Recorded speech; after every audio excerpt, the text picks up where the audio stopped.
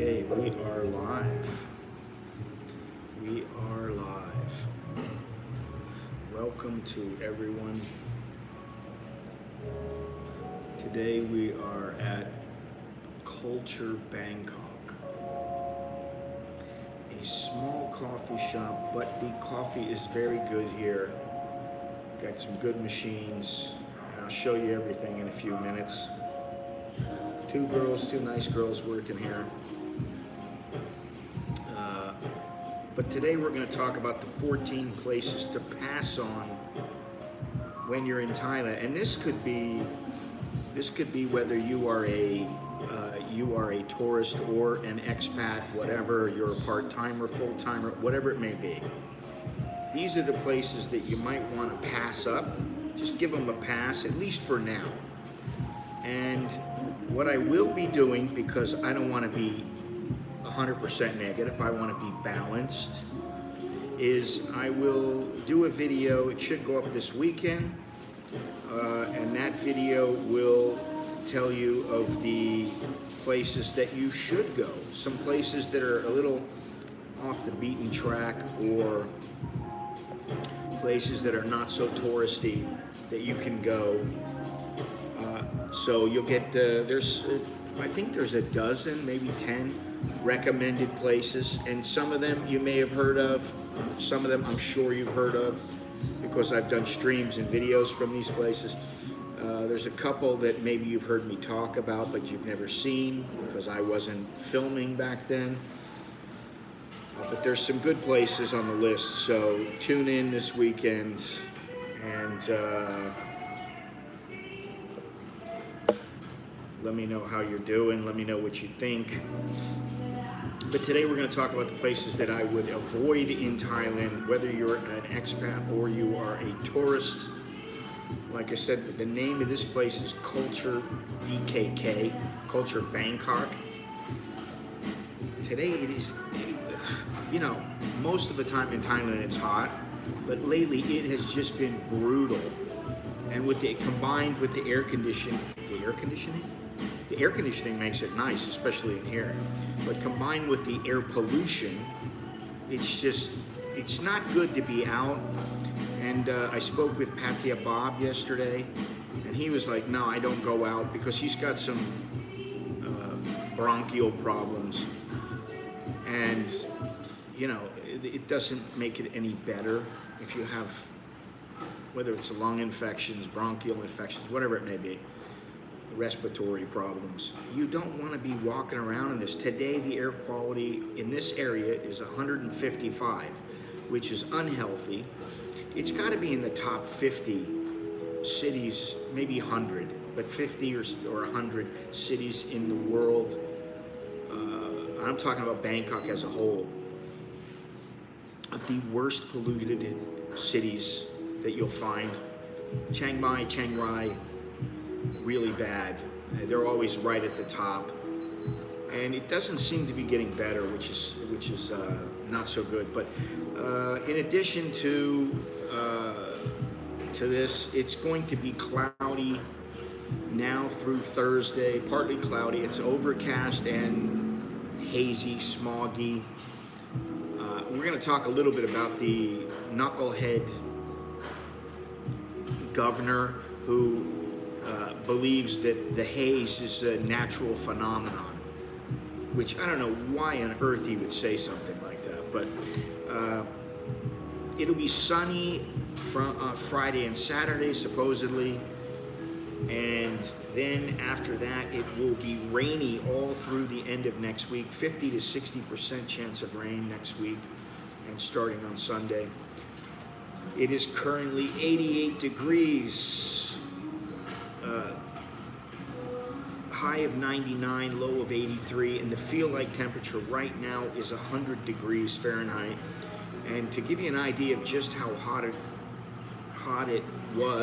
is, I came over here on a motorbike. It's about 10 minutes, 15 minutes from my house. If you're on Ramkhamhaeng Road and you're just, whatever you're doing, maybe you're going to see that old abandoned airplane, or you're going to Talat Nam Kwan Riem, the market, It's a ways from here, but it's not too far. I mean, it's probably 10-15 minutes from here. But you know, this little shop is a good place to just drop in and have a coffee. If you want to stop somewhere and get a coffee, you know. It's not all that big, and I think they do a lot of business with Grab and Line, but they have some regular customers from the area. So, you know, it's a little local place, but the coffee is very good. I've been here before. I came here once a few months ago. Same girls working here. As you can hear, there is music, which I understand they got to have a little bit of some ambiance here, but it's a little bit loud. Other than that, very nice place. It's located on Ramkhamhaeng 64, at the entrance of Ram 64. And actually on the way over, I saw that there's another place called Belo de Cafe, which is quite large. It's like a restaurant cafe. And I will be going there in the near future simply because it's on Ramkhamhaeng Road, which is and this will be easier to get to in the future. But you know, it looks like a nice place, so I'll probably go there in the near future. There's lots of places in this area down in Sukhumvit. There's plenty of cafes here in Bangkok. There is a Culture. I think the owner came in just a few minutes ago, an older guy, brought his dog in. It was like a beagle, very friendly beagle, just kind of waddled over to me. I pet him for a minute, and then he waddled away, then he waddled back, sniffed me, probably smelled the cat, and then walked away. And now he's gone, unfortunately, because he was a cute dog. Anyway, this place has been open for a little more than a year, about a year, almost a year and a half now. It opened during COVID, which is kind of surprising. Today's shout-outs go to Mr. TKO Sammy, taking your advice, like I said, duly noted. As I said, I will have a list of recommended places that you should go to if you're in Thailand, and they may be in Bangkok, they may not be. Some of them are not, some of them are. Some of them you may have heard of. So, what else? Oh, shout-outs, yeah. So that's TKO Sam. We also have Mr. Beeson. Mr. Beeson, if you're out there, hola, sawadee, Puya, and also the Vikster. So big shout outs to them. Thank you for all the support now and continued or whatever. So with that, just do me one favor. If you like the information given to you now in this stream, on the channel, leave a thumbs up, subscribe, all that good stuff. Check out the latest video. Oh, there you go, Beeson. How you doing?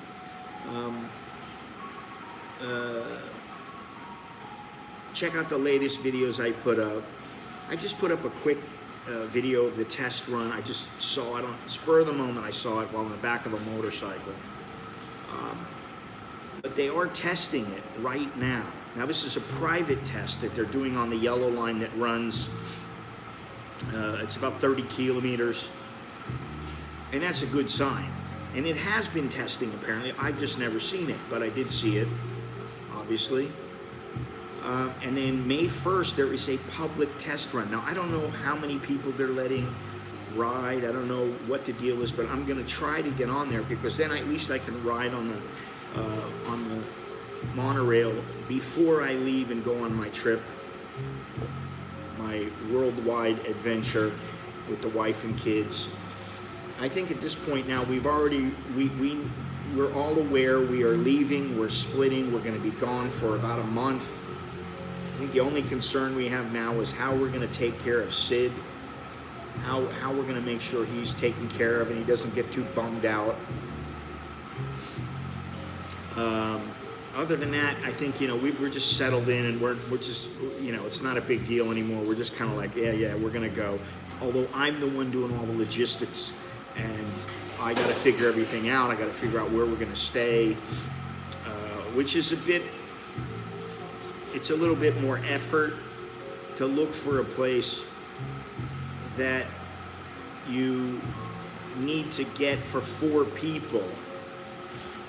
Hey Andy, I listen when I can. I love your content. I appreciate what you do and learn a lot. Good entertainment to get away from current politics here in America and just life, the noise. I miss Thai culture.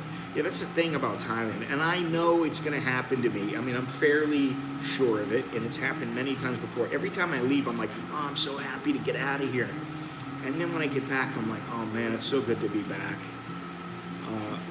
But I am very concerned about the pollution, as I've been saying. I don't want to harp on this, but I'm really concerned about it because it does cause respiratory problems. And for me, who is older, I think you really need to be careful. And then what about the young people who are breathing this nastiness day in and day out? It's supposed to cut your lifespan, it can cut your lifespan by a few years or maybe even more, or it could just, I don't know, it could make your life miserable. And for somebody like Patya Bob who has bronchial problems, well, it makes life kind of unbearable. So it is something to think about. Anyway, now before I continue and get into the whole list of everything, I gotta say, I don't know how many people of you, of everyone who listens, how many of you are exercising. It's one thing if you're going out for a jog. It's another thing if you're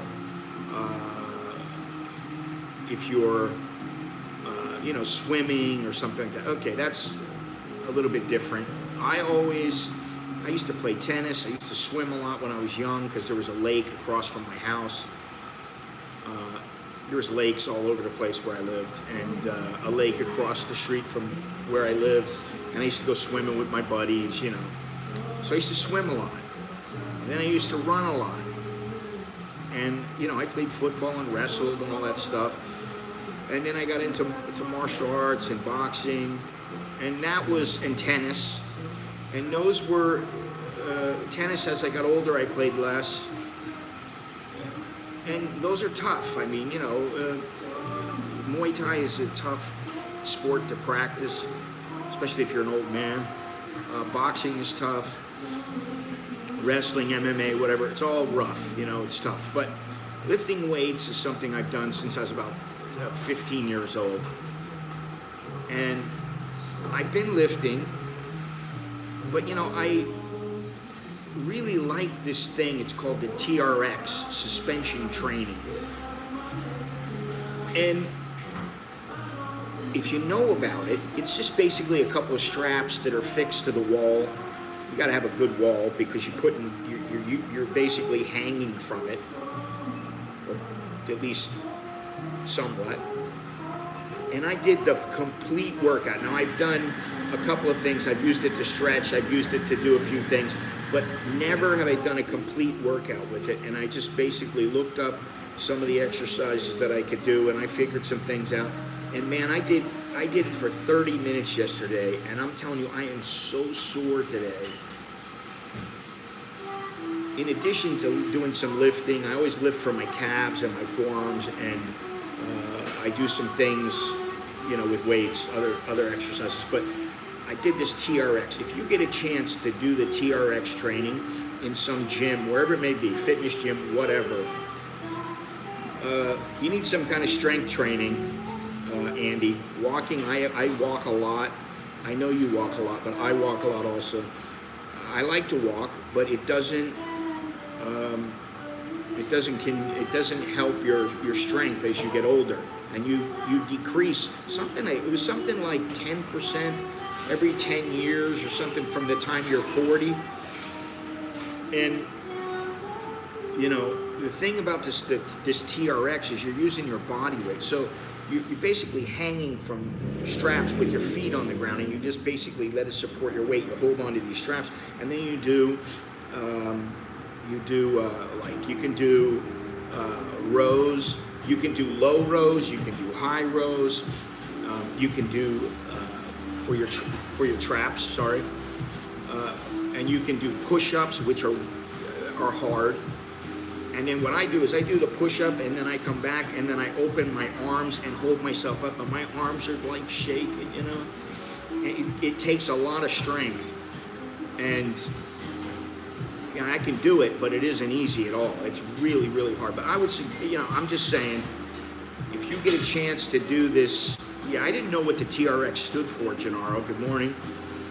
If you get a chance to do it, though, I'm gonna say for me, I could do it, the complete workout, maybe twice a week. I don't know, 3 times a week might be too much.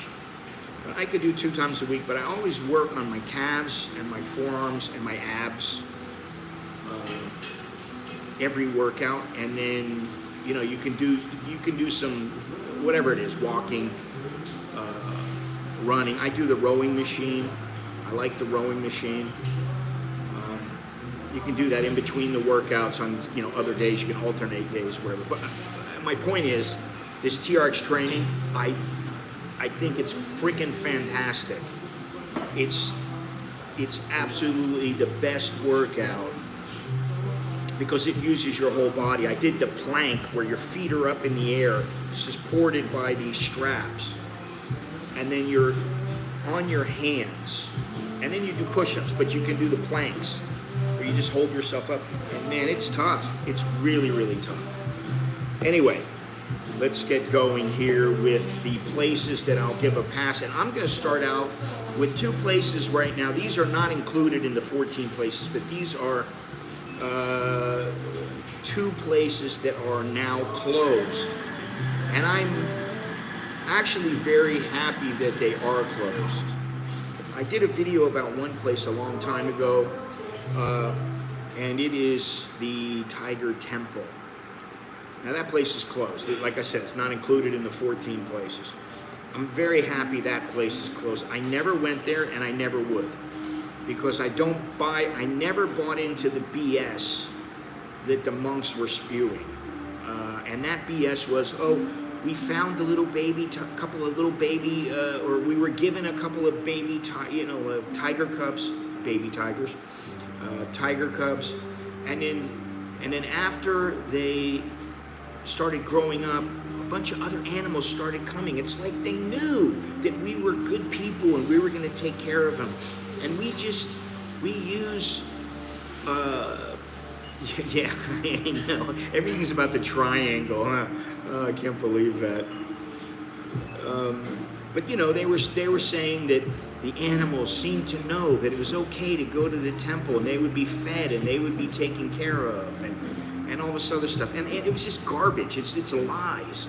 To me, I was straight up. I was like, right away, I was like, these people are either delusional or they're completely full of it. And as it turned out, they were full of it because, and I communicated with one girl who was very involved, and she was like, these tigers are drugged. They drug the tigers. Not only that, anytime you go to a tiger place and you're interacting with the tigers, especially big adult tigers, you know, there's always the chance that they're going to take a swipe at you. And the thing is all it takes is one swipe. They hit you in the head. That's it. They fracture your skull. They rip your face off. But there were several people at this Tiger Temple who were paid off. This is all factual stuff. It's all been. This is nothing new. But you know, a tiger, for whatever reason, he's playing or whatever it is. I mean, they are wild animals. One lady had her leg ripped open. You know, they need stitches, so of course the Tiger Temple's got to pay for everything, and then they've got to give them hush money, and this is what they had to do, and they did it. And then they found tiger cub embryos and tiger cubs frozen and tiger pelts and all this other stuff. It was a dirty place, and I just am not. I'm not for it. I mean, you know, I think a tiger needs, what is it, 100 kilometers of. It might be 100 miles. I can't remember, but their territory. Somebody can look it up. Their territory is like 100 miles or 100 kilometers. It's probably kilometers. So they need a lot of room. They're used to having a big territory and just walking all the time, roaming, looking for food. And here they are, they're caged up. Now they were building so that they had more room, but even that was not enough room. You know, they got 50 tigers or something, and then they're charging they're charging money for people who could go, oh, look at me, I'm petting a tiger. Which is just stupid in my opinion. Oh, I'm gonna let my little 4-year-old kid sit with an adult tiger that if he just decides to reach over with his mouth and grab the kid, that's it, the kid's life's over. You know, crush the kid's skull like a tomato. So that place in itself is a place, it was a no-go. It will always be a no-go. That particular monk who ran the place is now supposedly in hiding, although I don't think he's really hiding. I could be wrong. What I read was people, and I'm not going to say which people, some of them wear brown uniforms. They know where this monk is, and it's in Thailand. And the guy continues to live his life. Now, I don't know what the reasoning behind it is. I don't know all the details, the evidence and all that kind of stuff, but I know what I've read. So that's one place. Now, the other place, and I have been to this place twice, and I honestly wish I had never been there. And that place is the Samutpakan Crocodile Farm. Place is in liquidation now, supposedly. Oh, no, we're not closed, but it's in liquidation, last I saw. Like I said, I've been there a couple of times. The first time I went with some chick. And, you know, I was there because the chick wanted to go. Okay, this is like 28 years ago, something like that, 29 years ago. And, you know, the crocodiles aside, crocodiles are dangerous. Let's not beat around the bush. Crocodiles are dangerous. As is evidenced by the 3 people who committed suicide jumping into the croc pits. What a way to go. I went with this chick many, many years ago, and then I went with my niece and nephew and sister and mother and my wife and my 2 kids. And honestly, I did not really like being there. I thought, oh, we'll go there for the kids or whatever. If I had it to do all over again, I give zoos and croc farms and that kind of stuff, I give them a pass. And the fact that they didn't make it safe enough I think they should just be private. Good morning, Bruce. The fact that they didn't make it safe enough to stop someone from just jumping in. Now, what they did do, and I remember this, and I just can't believe this,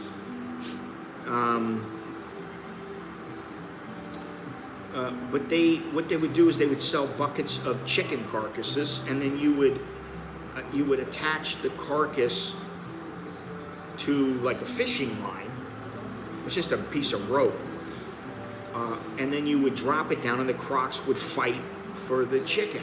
Which, I mean, you know, it's kind of funny. You get to see all these crocs going nuts. But if it's that easy to feed them, it's that easy to jump in. It was not very safe. And my mother hated the place. I mean, I'll be honest. She's like, I don't like crocodiles in the first place.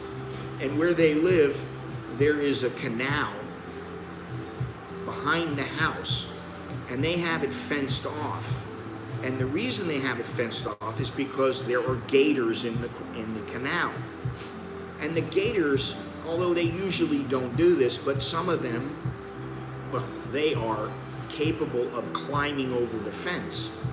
They're not stupid, and they'll do anything. They can go under the fence, over the fence. That hasn't happened yet, fortunately. We got a frog coming in. That hasn't happened yet.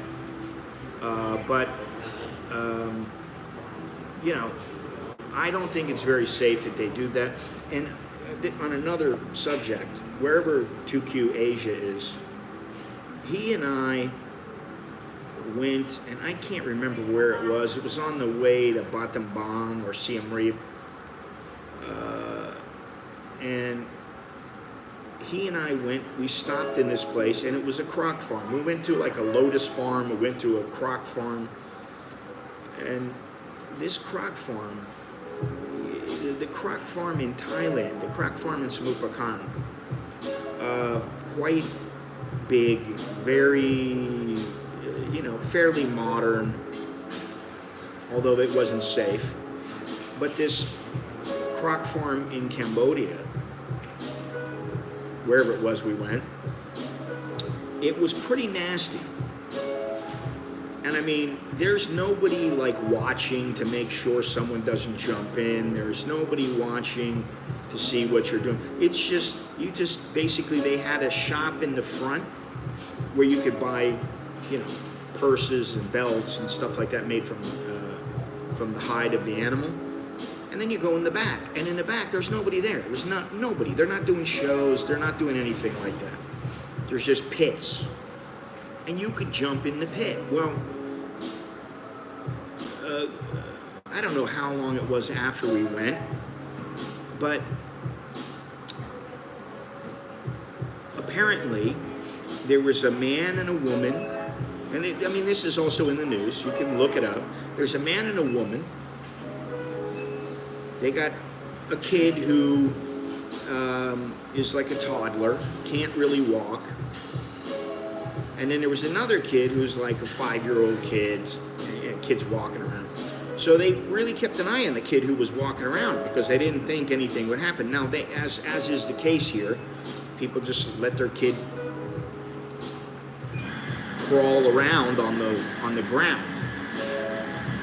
Somehow, the kid who couldn't walk crawled over to a croc pit and fell in. And that was the end of the kid. And the mother was so distraught because she couldn't believe it happened. And what a horrific way to go, especially for a baby. So I'm not a fan of the croc farms. I guess that's my point. Okay, now let's get into it. Places that you don't want to go. And some of these places you guys may not agree with. And actually, when I looked at these, I thought, well, where are you going to go then? There's plenty of places to go. You just got to give some of these places a pass. I'm going to start with the places that don't involve animals. And some of these places I've gone to several times. Some of the places I would go to, although now is not a good time. And these go hand in hand. I wouldn't go to Chiang Mai now. I won't go to Chiang Rai now. Those, I count them as one. I wouldn't go to that area right now simply because the pollution is so bad. Why would you go there when you know it? Oh, let's go to the place where the worst pollution in the world is happening. Let's go walk around there. Yeah, what a wonderful time. Let the Chinese go there if they want to go.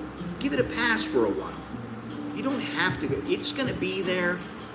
Thailand's changing, but it's always going to be changing. So I would say the first place, give it a pass, is Chiang Mai and Chiang Rai, that area. Now, I just went there, and the pollution wasn't good, but it wasn't all that bad when I went there with my wife and with Steve and his wife. which I'm still working on the videos. So I give that place a pass. Now, I'm going to tell you a place that I used to love to go to, and when I worked as a journalist, I used to go there all the time, and I didn't have to pay. I would be on the ring. I'd take photos. I'd shoot a little video, whatever. And that place that I would give a pass now is Lumpini Stadium. It is a fantastic place. It used to be.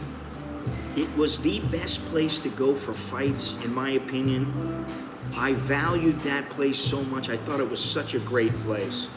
You go in there, and if you ever see some of the old movies, take a look at a James Bond movie where James Bond is sitting there watching the fights, and I think one of the girls gets shot, or yeah, I think she got shot.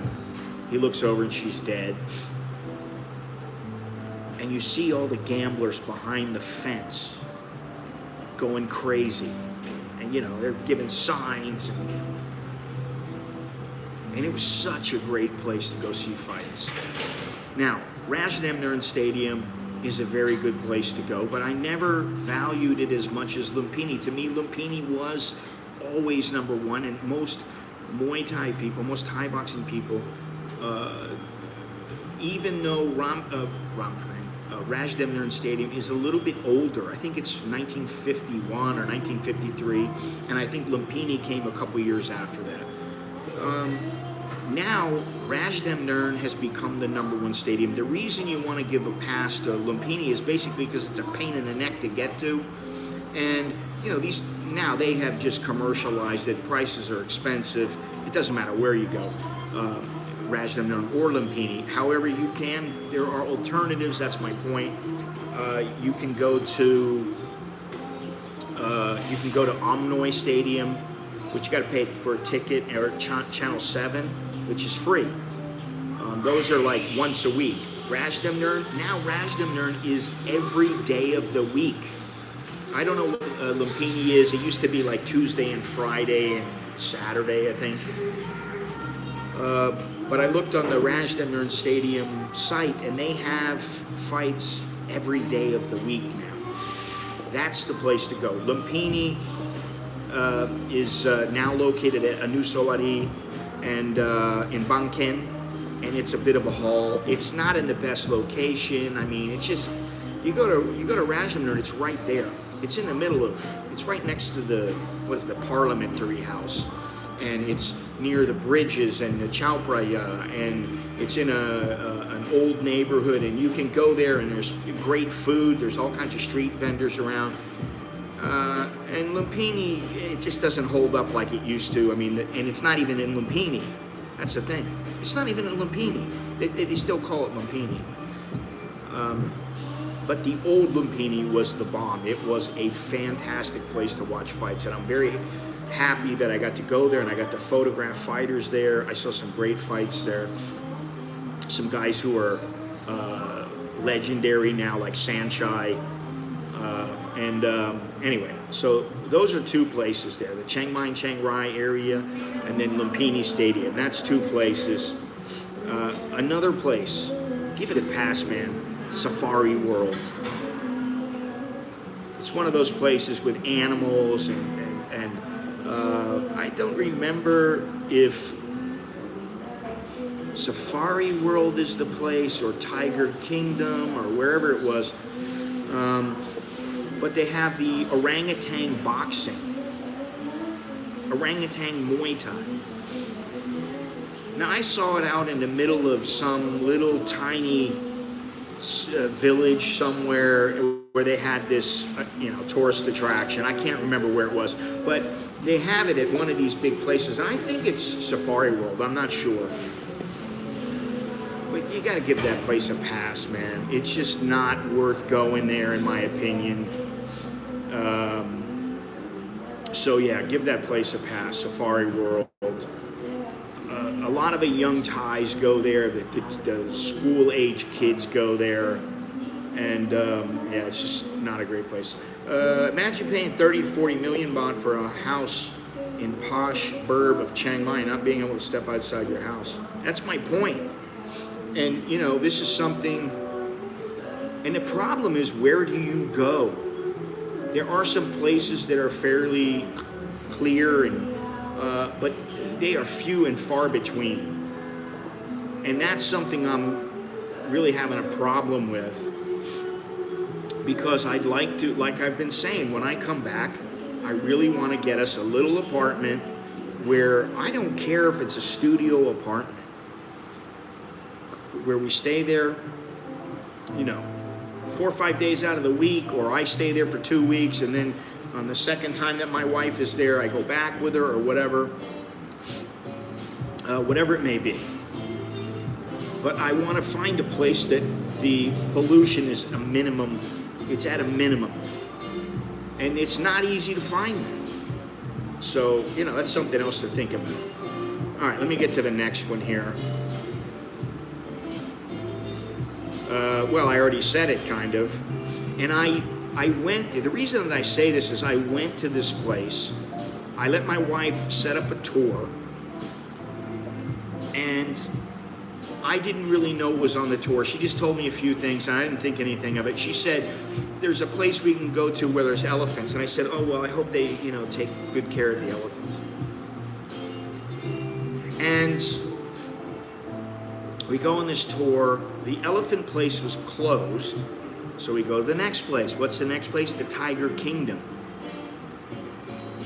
I'm not a fan of seeing tigers pace back and forth. And that's all they were doing. They were just pacing back and forth. Imagine you need 100 miles or 100 kilometers, whatever it is, for your territory. It's your hood. And instead you've got, I don't know, 200 meters, a 200 meter square area that you get to live. And you got to share it with another tiger or tigress. And I showed some video of it. I did put a video up of it, and there was a cheetah. And this lady, this Chinese lady's playing with the cheetah. And the cheetah didn't want anything to do with her. And the guy was like throwing a ball back and forth, and then she's like egging the cheetah on. Finally, a cheetah comes on and starts pushing on her.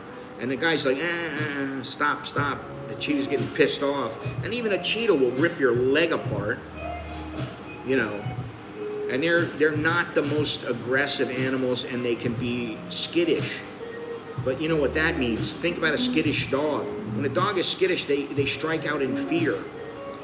And I just thought, you know what? If this lady gets ripped apart, that's on her.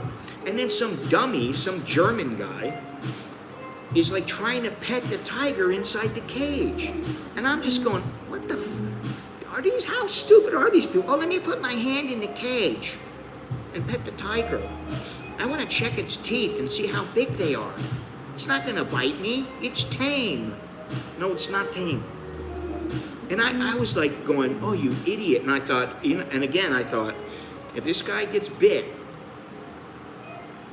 you know, hey, only the strong survive. You're one of the stupid. You lose your hand, that's on you, buddy. You don't put your hand in a tiger's mouth, and you don't put your hand through a tiger's cage. And I don't know, but some of you may have seen, there was a video a while back, and I can't remember, it might have been in India or Sri Lanka or somewhere, I don't remember. But some guy was actually trying to pet a tiger. I think it was a tiger. He's trying to pet a tiger. And the tiger all of a sudden snapped and just turned real quick and grabbed his hand, and it ripped off a couple of his fingers. And that was on a video. You can look that up.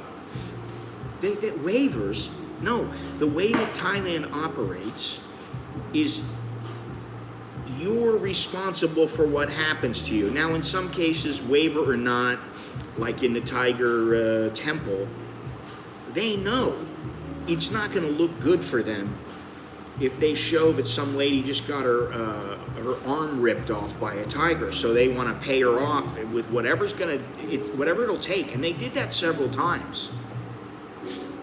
Yeah, and I'm embarrassed to say that while I took my kids to the snake farm, which I think is actually a pretty good thing, I don't think this is a place you need to ignore.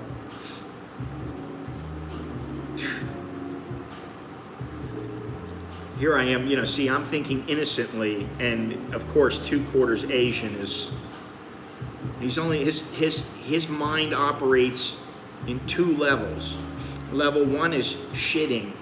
Level 2 is jerking or stroking the snake. That's about it. That's where he stops. But anyway, the snake farm is over there by Mambun Krong. It's a little ways from there, but you can go in there and you don't have to touch a snake. You don't have to put a snake around your neck. And there are some very, very deadly snakes that the handlers milk in front of you, and you can stay quite a distance away, so you're not going to be at danger or at risk. But anyway, the Tiger Temple was definitely a place you didn't want to go. And the Tiger Kingdom, I was depressed when I left the place. And I asked my wife, I said, "What, did you know this?" She goes, "I didn't know it was like this." And I don't think she would go there ever again either. And I took my kids when they were little to the Dusit Zoo, and I got depressed. Again, I got depressed. I was like, this sucks, man. And we went and saw the hippos. First of all, hippos stink. They spray their shit everywhere, which probably excites 2/4 Asian.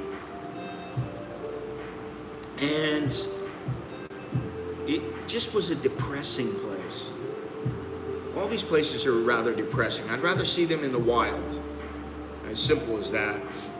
There's also, and I don't know where is it at? Tiger World, which I think is it in Pattaya? Or is it Phuket? I can't remember. Let me see here. Damnan Saduak, rather, sorry. Damnan Saduak, which is by the floating market. They are open from 9 a.m. to 5:30 every single day. And I would say give that place a pass as well. Don't go there. What do you got to go there for? Would you like to see healthy tigers, real tigers, not drugs? Well, we are your answer near Damnan Saduak floating market. The problem is that they're still caged.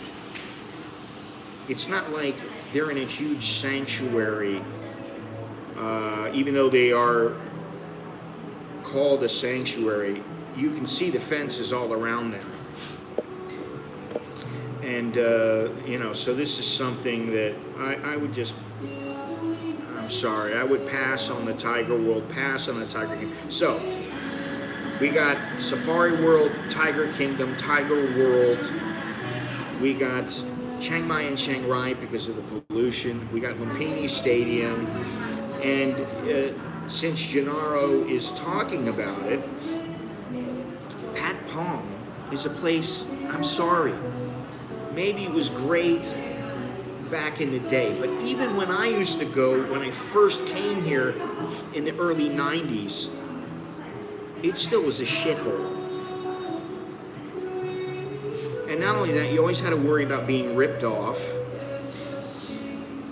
And every place didn't rip you off or anything, but I want to go see the ping pong ball show, or the ping pong show. It ain't all that interesting. And it's kind of nasty to see a chick pull shoot ping pongs out of her vajayjay. It's kind of nasty to see her pull a long thing of colored string, out of there. It's kind of nasty to see her shooting darts. And quite frankly, I don't want to see her getting laid on stage by some Thai dude who bangs her and, it's a little 5-minute show. I don't want to see that. And it's just a nasty area. I mean, I know it's a historic area, historic red zone, But quite frankly, you could go to Cowboy, Soy Cowboy, you could go to Nana, and I think it'll be a couple of notches above, so I would give it a pass. I don't see the real reason to go there. Mama, don't let your little girls work in Patpong. That's what the Thai women tell me. You just go somewhere else. Go somewhere a little more upscale, okay? Their superstars are the bottom of the barrel. Now, it didn't used to be that way, but it has never been a real high-end place. You know, it was the original, one of the original places, that in Klong Tui, which used to be the big place back in the 60s and 70s, just like that, but it was one of the big places. So there you go, Gennaro. That is one of the places that I do have on my list. Now, some of these places you're going to be a little bit surprised. Like I said, Chiang Mai and Chiang Rai. Okay, well, what? I can't go to Chiang Mai? I'm not saying don't go there. I'm saying right now is not a good time. And maybe you might want to give it a pass. Now, there are some places that you can go to get away, and maybe there'll be less pollution. I don't know.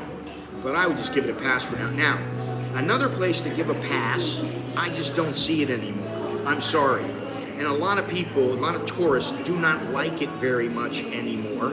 And it used to be a place where royalty, the monarchy, would go to relax and take little long weekends, and that is Hua Hin. I'm not impressed by it anymore.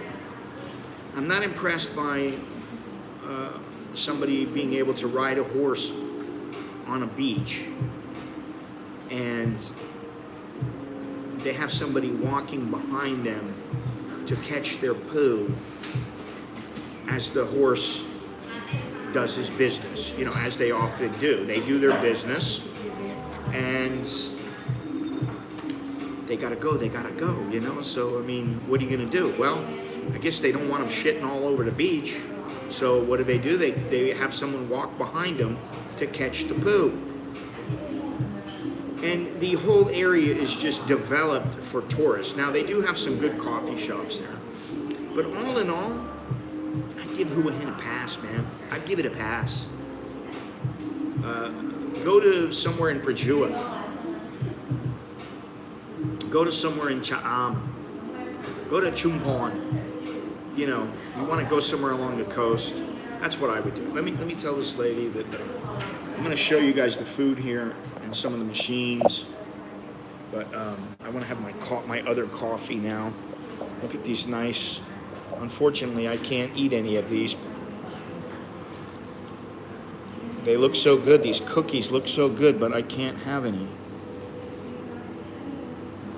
Well, who trains the person to catch the poo? That's my question.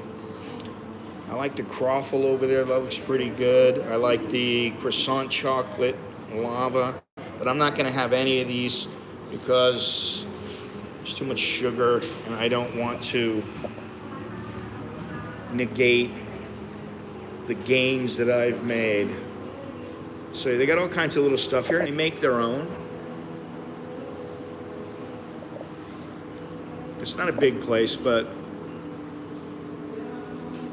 it's quite nice, right? This is where I'm sitting. Yeah, it's a good locals place, but they have good coffee. Their coffee is quite good. And they do sell coffee. Their standard coffee, like the coffee that I'm about to get, is Doi Chang. And if you get 2 coffees, so like if you're with a buddy, for 2 espressos, it's 110 baht. They give you a discount. If you buy one at a time, or you buy just one, it's 60 baht. So when you buy 2 at a time, which is what I did, you get 10 baht off. So I had my one, and I learned the last time I was here that you get this discount. So Yeah, you see, buy 2 drinks, discount 1, and I guess that's a discount 10 baht. They have a dirty, they have a latte, they have an orange black coffee. So, and of course they have the fufu, frappuccino, smoothie kind of drinks, sugary drinks, and here's their menu.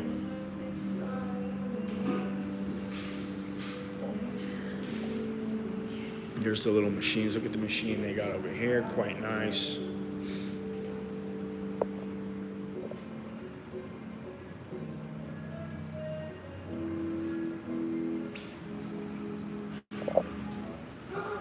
All right.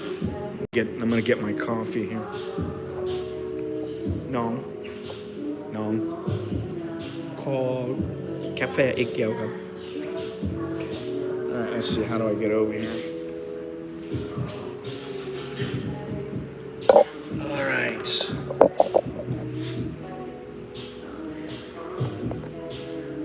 Okay. So where was I? Let me see if I can get back here to this list. My thing is, how do you get to be the person who catches the poo? What's your job? Oh, I catch the horse poo. I'm the guy who walks around behind the horse and catches the poo. Is there any training for that? I mean, do you have to get to know the horse? What's the deal with that? Yeah, you know what? I forgot to put shark fin soup restaurants on the list. We'll give that. That's the bonus. That's an additional one. That's your bonus place not to go. Bonus place to avoid. And these places are everywhere. There's a couple of them in Chinatown. There's one over off of Ratchada next to, I can't remember the name of that. There's a big massage parlor. And if you turn onto that street, my buddy used to live there. My buddy, who now lives in Cambodia, used to live on that street. And there is a shark fin restaurant there, and it is, I mean, you know, it's right out in the open, and nobody does anything. So there's quite a few of them. I mean, there's got to be a half a dozen that I could, if I was to really rack my brain or look through photos, I could find a half a dozen of these. And unfortunately, shark fin and the soup does absolutely nothing. It is nothing. It's just like, oh, I'm gonna eat the penis of a tiger and it's gonna make me extra virile. No, it's not, you dummy. It's not gonna extend your length or give you more girth. It's not gonna do any of that stuff. So wake up. And you know, I'm not gonna say who some of these people that engage in these activities are, but let's say that they believe in these kind of things, which maybe they shouldn't. All right, here comes my, oops. Here comes my,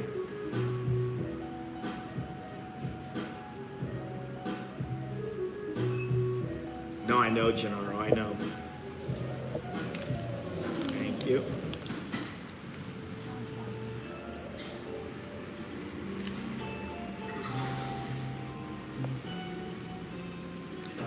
And unfortunately, it affects the ecosystem. So, you know, that's something that you always got to remember. I know this stream is going to be demonetized already because they got all this music in the background. Yeah. Which is, you know, I don't want to harp on about that either. YouTube. Give you some water. Of course, here's my... They must get these coffee cups from the same place that I get them.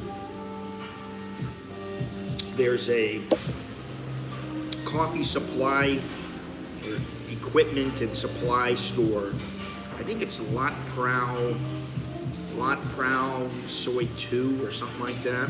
And I've been there because I used to have a couple of them, now I only have one, but I have an orange one. and I have the saucer and everything. I need to go buy a new set. Anyway, let's go back to the list because, you know, I don't want you guys going to these places. Now, I know some people are going to hate me for this, and guess what? I don't care. Phuket. Why would you go to Phuket right now? Good morning, Mr. Dowlow. Senior Dowlow. Kun Dowlow. Sawadee Ton Chao. Kun Dowlow. Oh, Kun Dowlow, how you doing?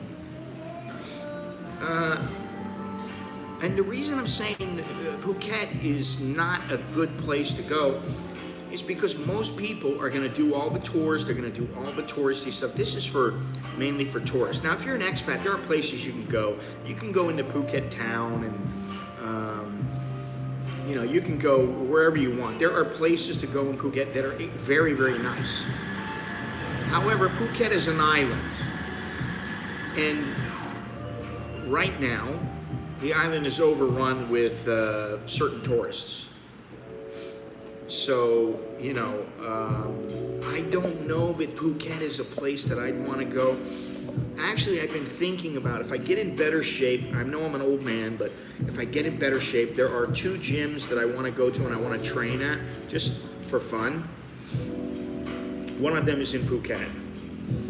I've seen drug out dogs on the beach at tourist areas, and they dress them up, and they're drunk and passed out on the sand and charge people to take their photos. Yeah, that's horrible, man. Good morning, Mr. Carnivore. Yeah, I don't like this whole thing about the animals, but you know, if you know anything about Thailand and Asia as a whole, Southeast Asia as a whole, animals are not treated very well. The pets are not treated very well.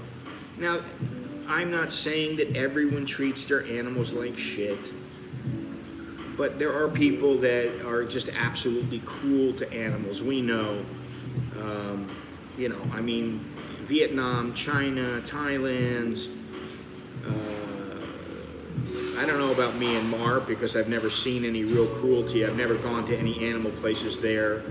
I'm sure in Cambodia they don't treat them all that great. I don't know about Malaysia. I don't know about Indonesia, but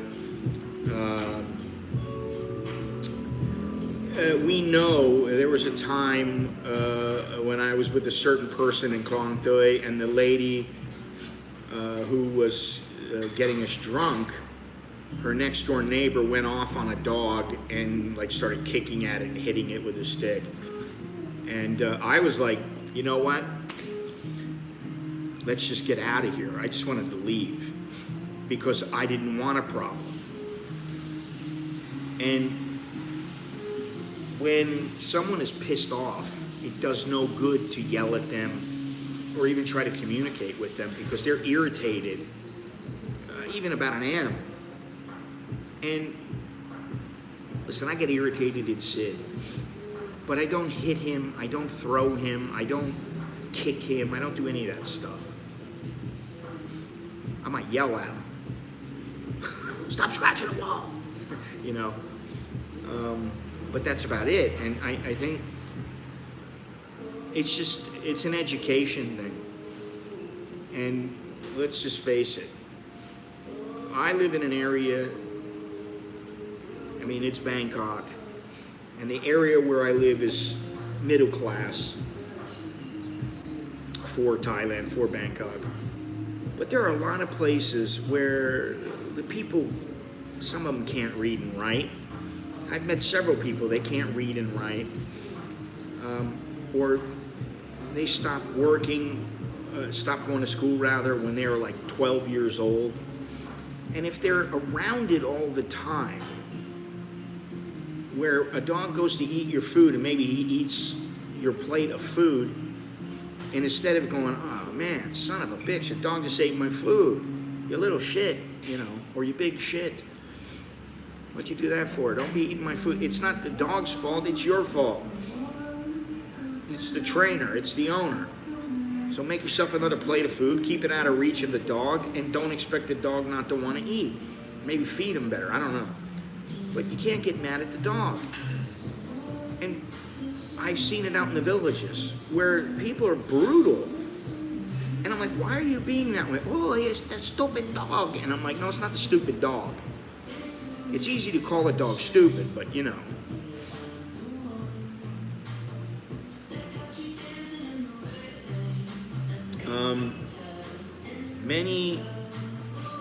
Many soy dogs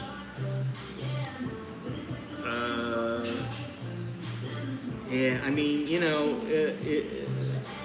they're feral basically. That's how it works. They don't know anything other than survival of the fittest. Where do they fit into the pack? That's all they think about. And so if you're on the street, you got to be careful about some of these dogs. Now, something that kind of surprised me, I don't know why it surprised me, I just wasn't thinking of it, that's why, is that in Ecuador, there is a big problem with dogs on the street. And anytime there's problems with dogs on the street, you run the risk of getting bit, you run the risk of getting attacked. If you're older, you know, or you're really young, a dog could attack you. Even if you're young and fit, a dog can attack you, kill you, whatever. And that is a concern. Not in Thailand, they're not. Come on. Nobody wants to spend the money to do that. All right, let's go on.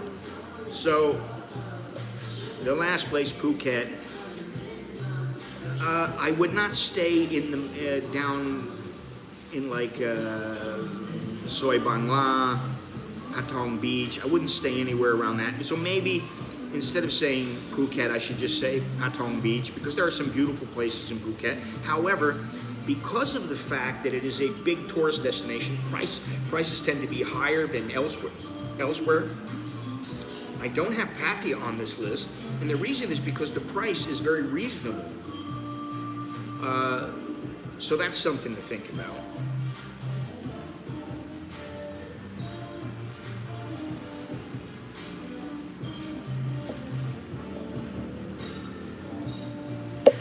Okay, so far we got the Croc Farm and Tiger Temple, which are no longer open. They are not included in the 14. We got Safari World. We have Tiger Kingdom, Tiger World. We have Pet Pong and the ping pong shows. We have Phuket, Hua Hin. And we have Chiang Mai and Chiang Rai as one. And we have Lumpini Stadium. And then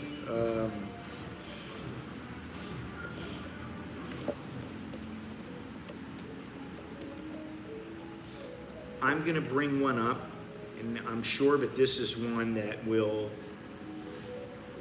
you'll either agree with it or you won't.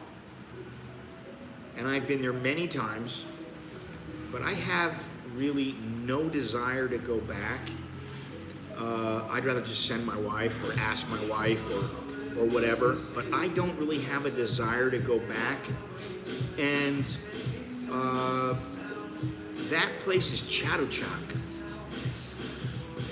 Chatuchak Market. What do you want to go to Chatuchak Market for? Now there's all kinds of tourists. It's hot. It's sticky. Prices are inflated. You can get most of the stuff that you see in Chatuchak right on the street or in other little markets that are much better. I don't know, you know, I think the whole Chatuchak thing,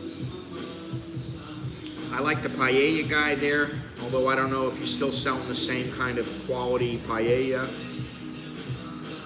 That you can find some little deals on furniture here and there. You know, you can find some deals there, but all in all, is it like one of my places, oh my God, you've got to go there? No, definitely not.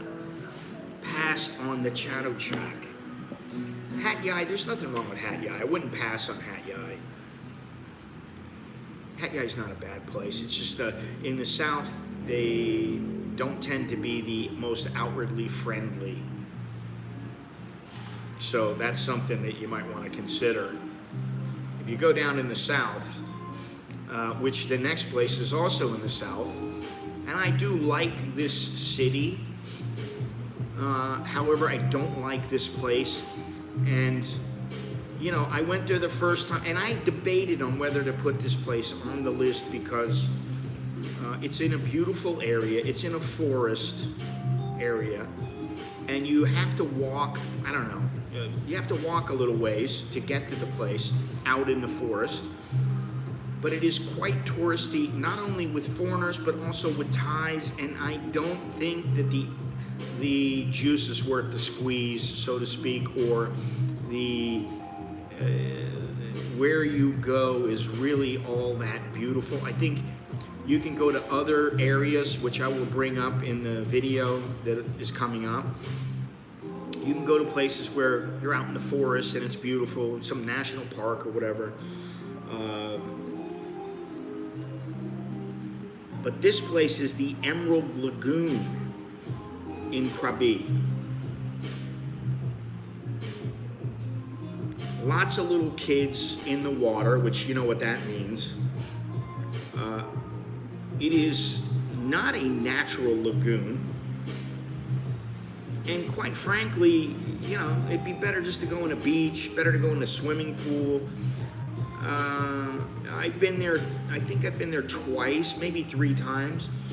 The first time I went there, I went, oh, this is such a beautiful area. And then I swam and I was like, oh, it's nice because I'm hot.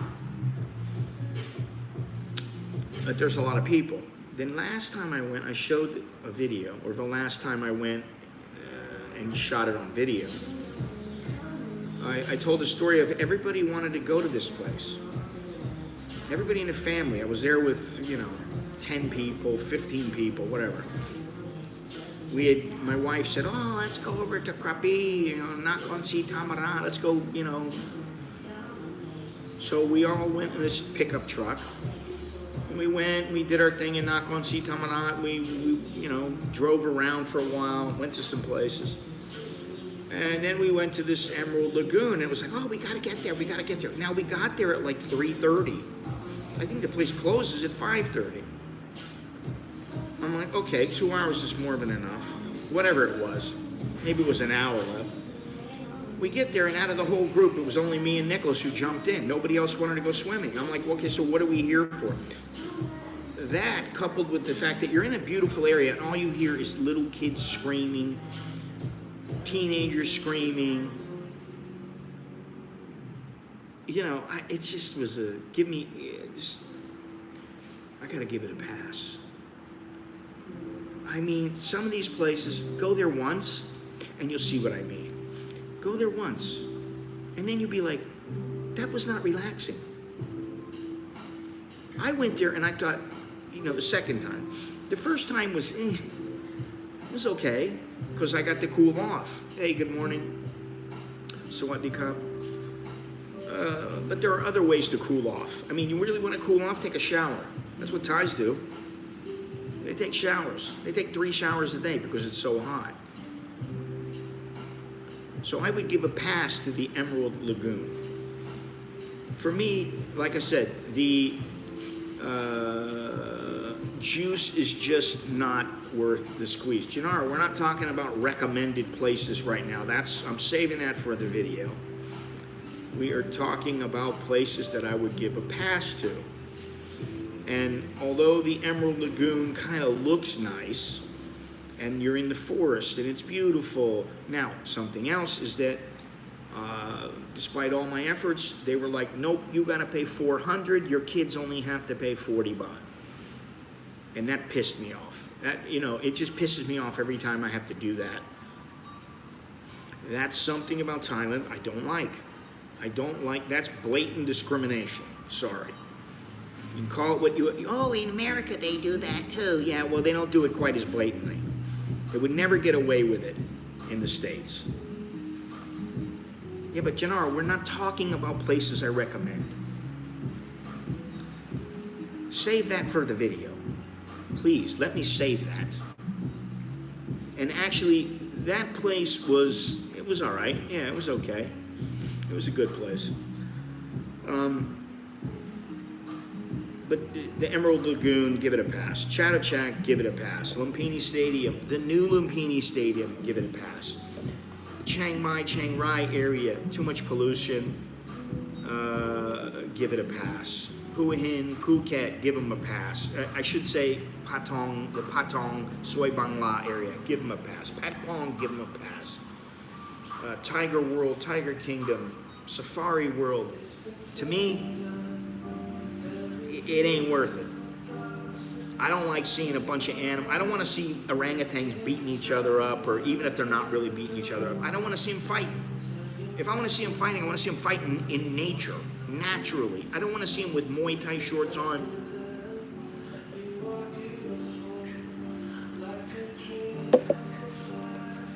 I don't want to see that.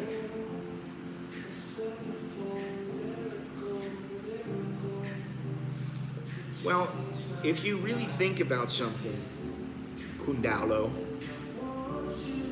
you can go just about anywhere and you're gonna see some fugly women, but you're also gonna see some good looking women. You can go just about anywhere in a mall and you're gonna see some really cute girls. You're gonna see, every once in a while you see one that's like, holy moly.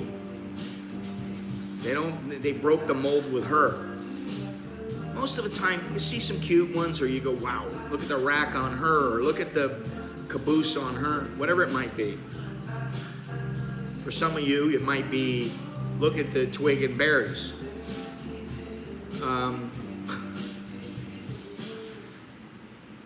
Thank you. They're everywhere. They're everywhere. Yeah, but you know, listen, Thai chicks are not scantily clad when they go to these places. Most beaches, the chicks are in a pair of shorts or a sarong, even jeans. And they're not wearing a lot of them are not wearing bathing suit tops. They're not wearing two pieces. They're wearing one pieces. And frankly, for me, a chick in a one piece, unless she is smoking hot, doesn't do much for me. A chick in a pair of shorts, okay, that's nice. I like a chick in a pair of blue jean shorts, or, you know, really tight shorts. Yeah, that's great. But most of them are not doing that. They're not dressing that way. There's a lot of people, they're on the beach, they're wearing jeans. Now, maybe in the touristy areas, like in Koh Samui, the girls, you know, there's younger girls and they got hot bodies and they're like, I know I'm gonna get me a man, or whatever. They're looking for a customer.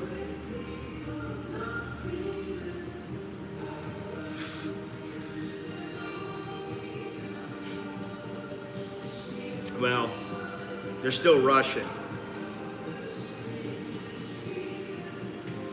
You got to think about that. It's like, you know, some Chinese chick in a bikini. Okay, this is the other thing. And maybe I should talk about this before I finish this list. How many times, be honest with yourself, how many times have you got involved with some chick who, let's just say, put it this way, you probably shouldn't got involved with her because it might have been just a business transaction.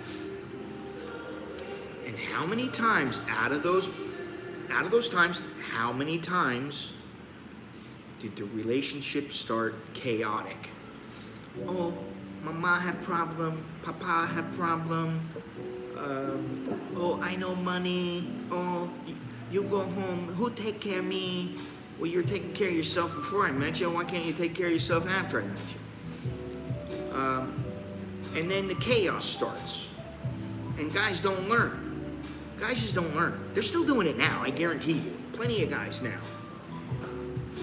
They go to the bar, they go to the club. Some chick's like, well, you know, I'm not bad lady, but you know, you must give money to me. Fuck off. What are you gonna give me? You gonna give me the triangle? Triangles are a dime a dozen. Figure it out. This ain't America. You know, I mean, it's not that it's really, if you're halfway decent and you're halfway clean, you should be more than halfway clean.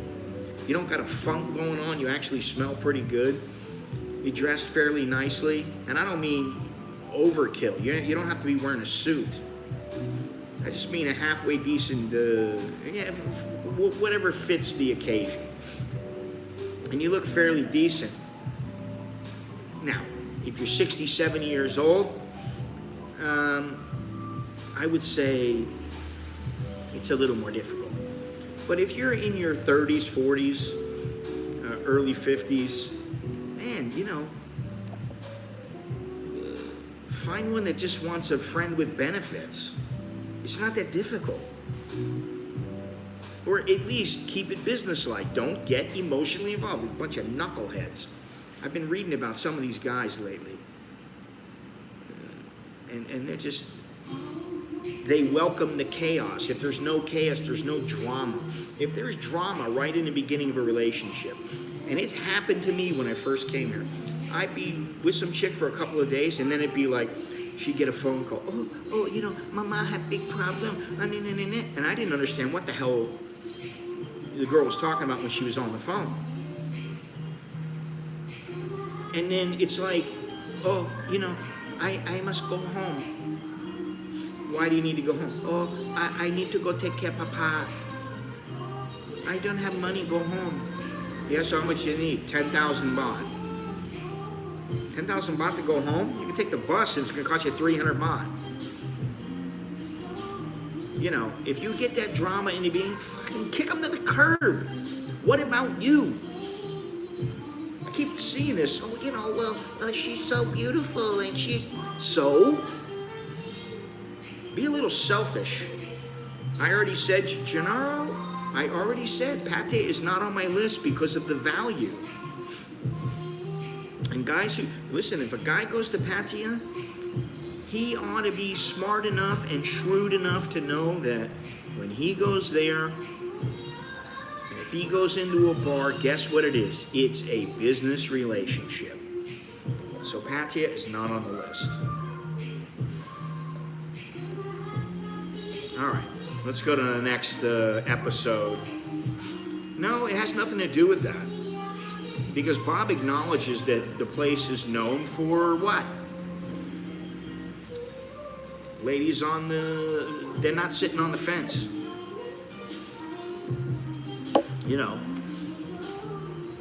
He knows that.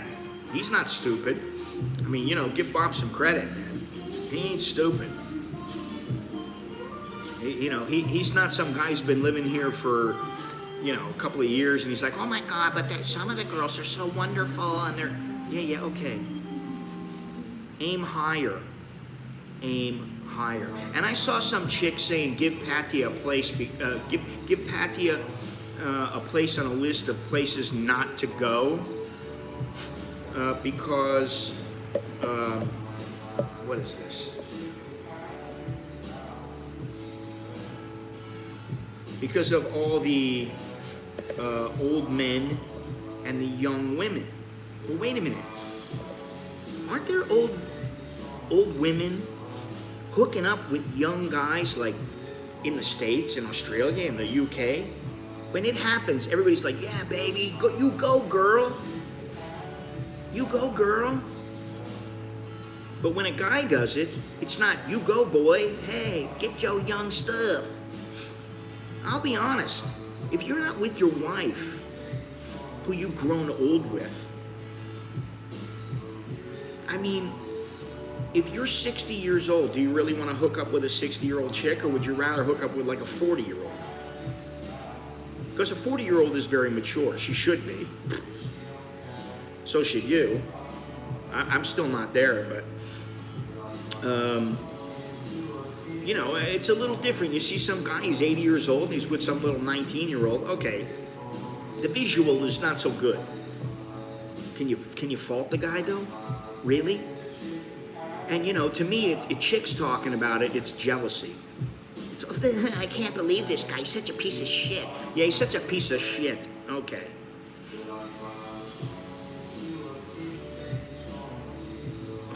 Do you smile more when you wear glasses? I don't know. I try to smile. Glasses or no glasses. Even though I'm not wearing mine, which I should be. I think it's a bit extreme. Some, 80-year-old guy with like a 20-year-old chick. It's a bit extreme because how's he going to keep up with her? I mean, most 80-year-old guys ain't going to keep up with a 20-year-old chick who really wants it, if you know what I mean. You know what I mean? Anyway, Pattaya is not on the list. Gabe, yes, it is known for the ladies who are on the game, in the game, so to speak. Okay, let's go on with this. Now, one place that I would give a pass, I'm sorry, I don't care how ancient it is, how wonderful the temples are. Lopburi. Lopburi is not a place I would want to go because there are monkeys everywhere. Who wants to be where these monkeys are? I don't care. Oh, he's so cute. No, he's not. He's a wild freaking animal. Understand something. It doesn't matter how cute he is. I think chimps are cute, but they can rip your face off. I think some macaques, okay, they look at the cute pose they're striking, he's scratching his butthole. Look at that orangutan. He's playing with himself. Okay, great. It's just like, and I've said this before, you go to a beautiful place. I'm gonna give two examples. Three whale, what is it? Three whale rock, three rocks, what is it? 3 whale rocks or something like that. I forget, it's in Bangkok. Man, what a beautiful place. Beautiful area. You go sit on that rock and you look down and you go, oh my God.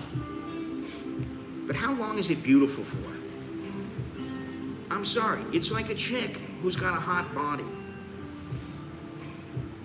You see her and you go, oh my God, she's as close to a 10 as I'm ever gonna get. She is absolutely gorgeous. And then for some reason you see her taking a dump and she's sitting on the toilet and you're like, well, you know, 10 or not, it's kind of. And then the more you get to see her naked, you start to see the flaws.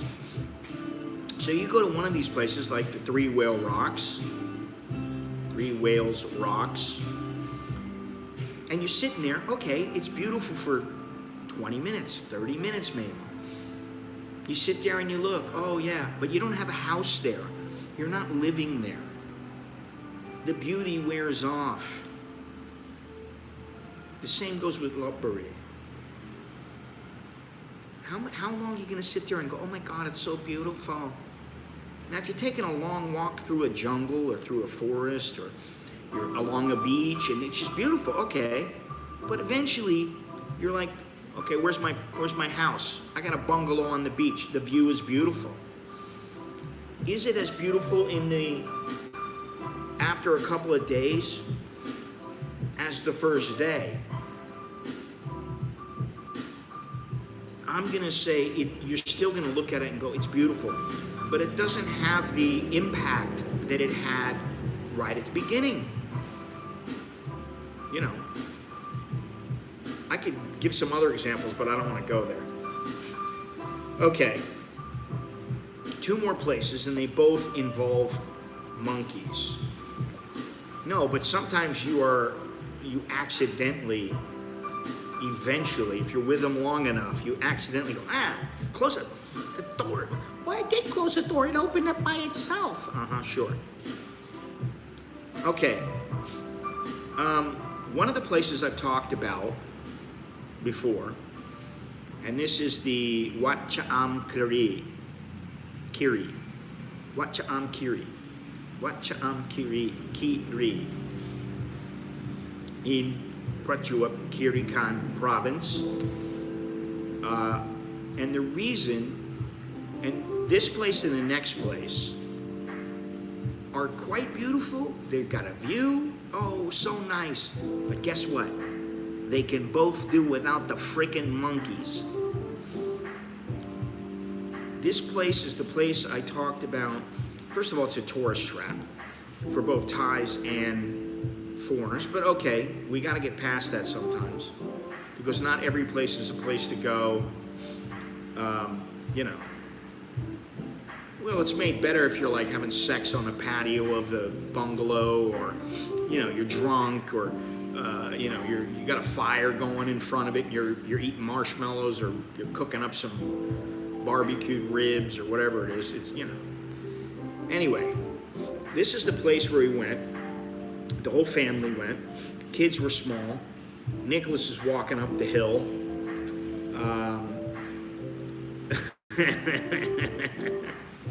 Nicholas is walking up the hill. He's got a nose itches. You know what that means? It means a super chat is coming. It means something's coming. Money is coming. Anyway, he's walking up the hill. He's got a little bottle of water in his pocket. And I've talked about this before. He's walking up the hill, and some monkey jumps up and grabs the water bottle out of his pocket and takes it and runs away. Now, normally this, I wouldn't say it's a great experience to have a monkey rip a water bottle out of your pocket when you don't know, but this is on a very narrow path, and there was no handle that he could hold on to if he felt unstable. And so this monkey ripped this thing out of his pocket, and he screamed. And I just think, these little bastards, they're tree rats. So I don't like them. I don't like these areas where they're everywhere. Even in Suratani, which I'm not bringing up now, at the temple, I don't remember the name of the temple. It's near where my wife lives, or where she came from. Even that place, the video where, is that the video? I got an itchy nose, you see, there we go. Thank you, Kundaulo. Like I did, I didn't scream. If I screamed, it was screaming in anger. He screamed in fear. He was a little kid, he must have been like 7 or 8 years old. It freaked them out, My nose still itches, so what's that tell you? I don't know, maybe it tells me something. Maybe it's an intuition. But not only that, it's dangerous. It can be dangerous. So we got Lopburi, we got the Wat Cha'am Kiri, and now we also have the Monkey Temple in Hua Hin. All these places. One place I'm not bringing up was in Khao Sok, because that place was so fantastic that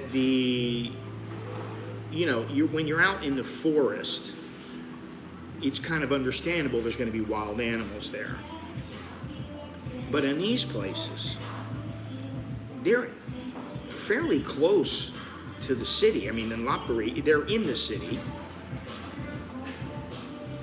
And so, for some reason, they feel comfortable coming in. And the reason is because people are feeding them like idiots.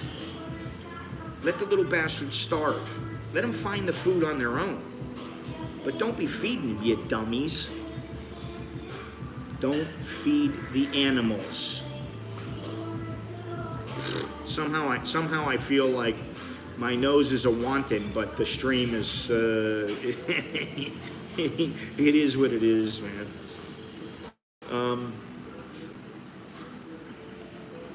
So, that's something to think about. But in Khao Sok, I can tell you, there were 2 incidents. And also in Railay, when I was walking in Railay going across the island, if you remember, there was some of you might remember, I was streaming and shooting video. I'm walking along, and there's monkeys to each side of me, and there's monkeys I couldn't see them. I didn't know where they were. Now they didn't jump on me, they didn't attack me, they didn't come after me for food or anything like that. So I was lucky there. In Khao Sok, we went walking up to our room, and there's a walkway, a pathway, and monkeys are right on the pathway. You could reach out and punch them, you could reach out and grab them, they could reach out and grab you. It wasn't safe. And one lady kept her door open.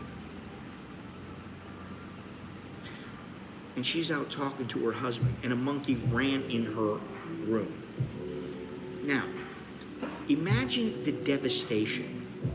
A little shitty monkey with a bad attitude, who doesn't care who you are, how much money you have, where you come from, that it's your safe place, so to speak, that it's your hotel room, and he just shits all over the place. He throws things all over, he rips things, he steals things. And she had a hell of a time getting that thing out of there. Well, her husband. She didn't get it out of there. The husband did. And then my wife and I, I've told this story a few times, my wife and I are sitting outside on the patio. We can hear the stream, we can see it, it's beautiful. And we go inside for just a few minutes. We were figuring out what we were gonna do. We were talking to the kids. And the wife leaves the laptop out on the table, and she leaves, I don't remember how much, just 100 baht, 200 baht, whatever it was. She leaves it outside. Next thing you know, the monkey steals 100 baht. But the thing is pounding on the glass door. As soon as the thing came up to the door, she locked the door, which was great. But the thing's screaming. I took a picture of it. I showed the picture. This is a couple years ago now. I showed the picture. This thing's banging on our door, screaming. He's showing his fangs. And I'm like, it's good we're not out there right now. So when I talk about Lopburi, when I talk about the temple in Cha'am, when I talk about the temple in Hue Hin, the thing with the temple in Suratani, where there used to be all these monkeys and they would come down and the guy would feed them. They weren't there the last time that I went. I didn't see any of them, so who knows where they were. Maybe he stopped feeding them because of the COVID. But monkeys in general, I'm sorry. They're a bunch of sneaky little bastards who, if you're not careful, they can and will bite you.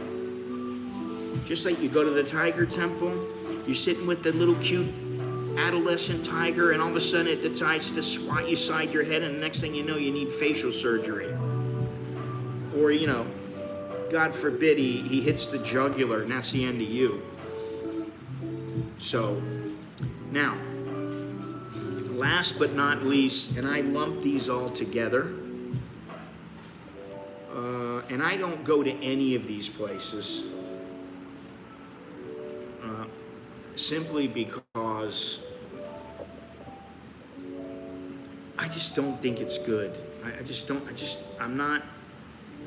I don't feel the need to go to a sanctuary. I don't feel the need to go and see elephants firsthand. I've seen them many, many times right next to me. There was a time when they used to walk right through Bangkok, the streets of Bangkok. You're walking down Sukhumvit Road. I swear to you, I was walking down Sukhumvit Road one time, and that was on Soi 5. And this big, huge elephant walks by with his mahout. The guy's trying to sell bananas. And I'm like, holy shit. And I always think, if you want to look up a video where an elephant went berserk, I think it was in Hawaii, where he was in a circus and he broke out of the circus and he started running down the streets in Honolulu, causing devastation. So that's why they stopped allowing elephants to walk through Bangkok. But a lot of these places, and really, I would say, if you're going to avoid these places, at least avoid the places that are not known for being very, very careful with the elephants, considerate of what the elephants need, which is a lot.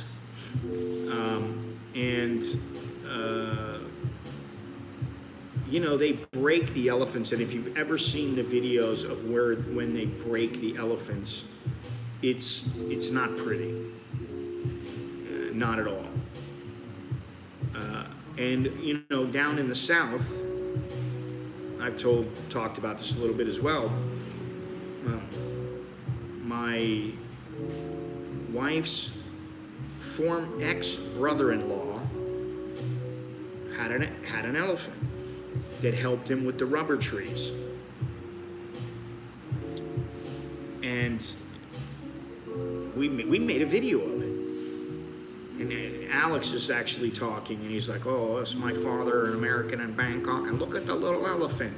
Goodbye, little elephant. I still remember that. The thing was just walking, you know, it just finished work with the ex-brother-in-law. And the thing's dead now. And that wasn't all that many years ago. I don't know why the elephant died. I don't know what the deal was, but I'm not about to ask because it's just, there's no reason. It's dead. But in some of these places, they abuse the elephants just like they abuse many other animals in the country. So I would give those a pass. Now, I don't go to the elephant sanctuaries. I don't go to the elephant sanctuaries, not because I don't like elephants. I like elephants. I think they're cool. They're a wonderful, you know, magnificent creature. And if I was in Africa, I would love to photograph them, but I do so with a long lens or from a vehicle that was fast. You know, Land Rover, whatever. Yeah, well, thanks, Dallo. Thank you. Glad you like the music. But I wouldn't go to any of these sanctuaries, and there are some sanctuaries where, you know, they're known as being reputable, and the people really care about the animals. But for me, I don't know. I just don't see the joy of going to an animal sanctuary, watching these animals, and then maybe jumping in the water and scrubbing their back. I don't view that as fun. That's me. Now, you may remember, and it just popped into my head here, and they don't forget. You remember when I went to Ayutthaya? There was a floating market that I went to, and there were elephants everywhere, right on the outside of the floating market. They're all chained up. Since when is an elephant chained up? When do they need to be chained? I mean, you know, if they're in some true sanctuary that has plenty of space for them, and they can run around freely, okay, I understand, great. But these were not, and if you remember, there was an elephant standing out in the middle of the field all alone, and I asked, why is this elephant here? He's been a bad elephant. Well, I would be a bad elephant too if I was chained up all day long, every day. And maybe I went for a walk once in a while because my mahout allowed me to do so. But if I didn't act the right way, he got hit with a metal stick with a little hook in it that hurt. So wouldn't you be a bad elephant? I mean, you know, and I'm not one of these guys who usually is so, oh, the poor little animal. You know, I don't get that emotional about it. I think of it very clinically. And because I don't want to get emotional, because if I do, then I'm going to get really pissed. I try to detach. But none of these animals, I mean, the monkeys, stop feeding them. Stop letting them think that it's okay to come around human beings. It's not. You know, if you're living in the same area, as long as they keep their distance, that's great. Like in Riley, they kept their distance. I didn't feed the monkeys. I wasn't about to feed those little bastards because I knew. I would look and I'd see, oh, look at that one over on the left, and then there's another one on the left, and another one on the left, and there's a couple on the right, and look at this huge one sitting in the tree up ahead. It's massive. The thing's the size of like a Rottweiler. And if it wants to bite your neck, that's it, you're done. And who knows what kind of filthy diseases you're going to get from those filthy monkeys. So there's my list right there, all right? We got a bonus one thanks to 2/4 Asian.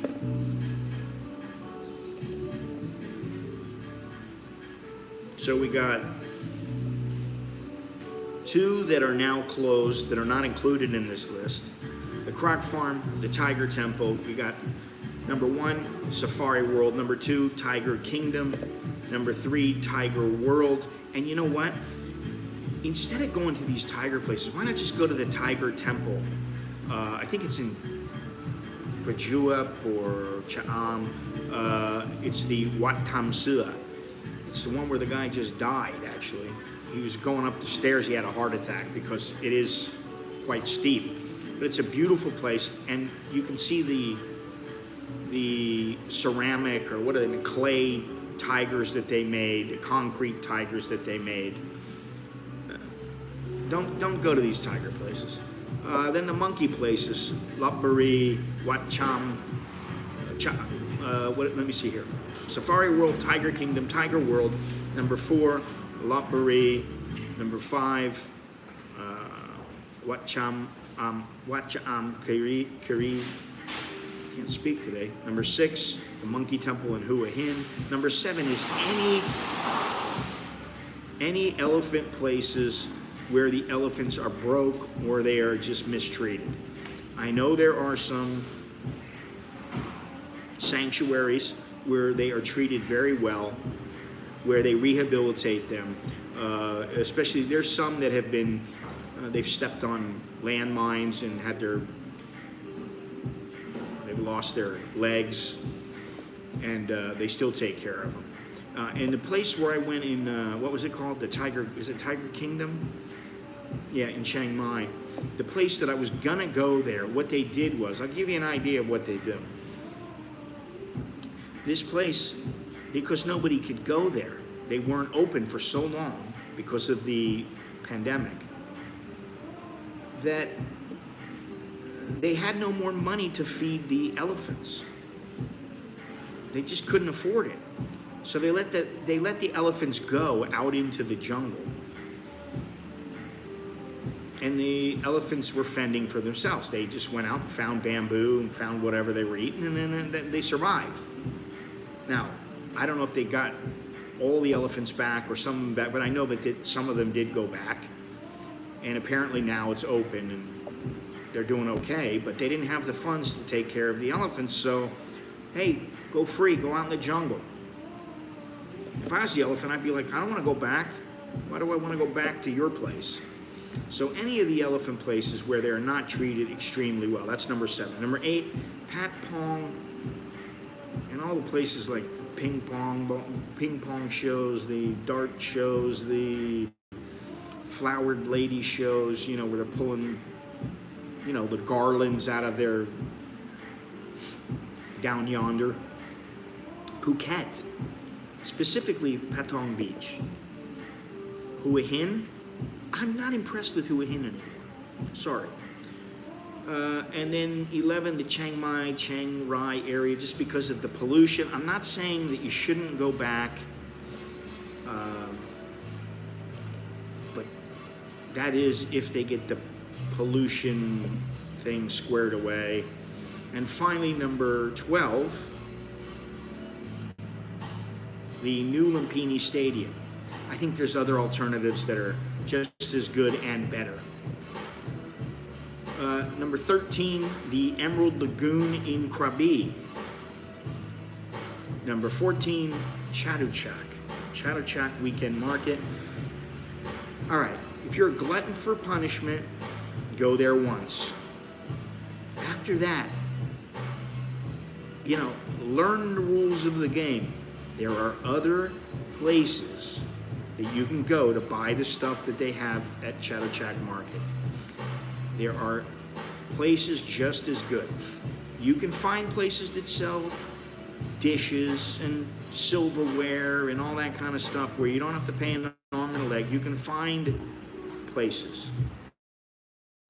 It's easy to find these places. And then the bonus place not to go, and it's actually places, anywhere that is selling shark fin soup. There are 2 or 3 places in China. 2 Quarters Asian said there's a place near Sukhumvit. I know there's a place just off of Ratchada. I think it's Ratchada 7. Restaurant right there. And they openly display the shark fins in the windows. One of the places in Chinatown is right before Soy, Texas. And then if you go farther down, I think it's on the right-hand side, there's another place that is very, very Chinese. You know, it's not like a mix, it's not Thai Chinese, it's very Chinese. So I would give those places a pass. I understand you may not agree with everything, but what are you gonna do? Can't have everybody agreeing with everything all the time. I haven't said anything, but you want yourself a shirt. This one's getting a little worn. I am gonna order a few more shirts in the near future, in the very near future. Get yourself a shirt, go to an Americaninbangkok.com. Get yourself a shirt like this, get yourself a tank top, get yourself hats, mugs, whatever it might be. Get yourself a Marvin Hagler hat. It's called War. That thing, honestly, that's probably sold more than the Captain Sabahor shirts ever sold, more than the Bar Girl Lives Matter shirt, more than an American in Bangkok, certainly more than an Aussie in Thailand shirt. Which, for all you Aussies out there, pick up one of them shirts. You know, whether you're fat or skinny, there's a shirt for you.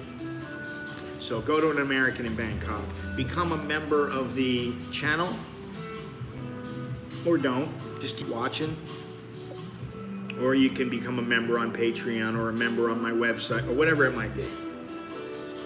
I am doing my best to get the videos done and get, you know, that's not a bad idea, Gennaro. I just wrote down the name of a shirt that I was gonna actually send you a text message telling you the name of it. I don't know, I forget what it was, something like Triangle Destroyer or something like that. Destroyer of Triangles. Triangle Wars. Yeah, kind of like Storage Wars. Thank you so much, random commenter. I finally say your name right. I'm thinking about, you know, just naming the stream, and I still haven't come up with something that I feel is something I want to stick with. I like the Mega Malin morning show. I like that. Yeah, I need to invest some money in some really good designs, you know, because after a while, people get tired of the same old stuff. Get new improved Tide. You know, what is it? Get new improved Dawn soap or whatever it is. You know, they always want new improved. There we go. That's Ramkhamhaeng Hospital ambulance going by. So, for the age of all the Aussies on here, maybe an Aussie in Thailand wearable adult diaper guaranteed. I like the triangle grinder. That's pretty good. Take off the coffee shop. No coffee shop necessary. Triangle grinders. Or the Triangle Grinders Club. I think I like that. But you know, some of the people here are sausage grinders. Yeah, there's about 10% of the people that watch are sausage grinders. And somehow, I don't know that there's a lot of women that want to wear well, or maybe Chuck would wear a sausage grinder shirt, I don't know. But not everybody wants to wear these shirts. They sound funny, but a lot of people don't want to wear, you know, Bar Girl Lives Matter or Wake Up Chowderhead. They don't want to wear those shirts. It takes a ballsy guy to be able to wear a shirt like that. Or Captain Save-A-Ho. You know, most guys won't wear that. Anyway, so let's hope that it cools down here because it's just too damn hot. Much too hot.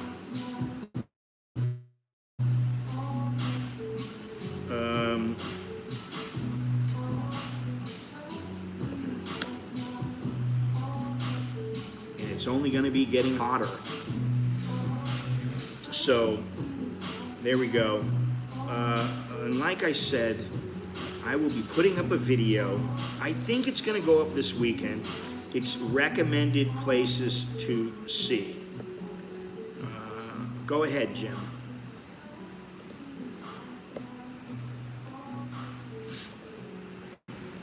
Speak now or forever hold your peace.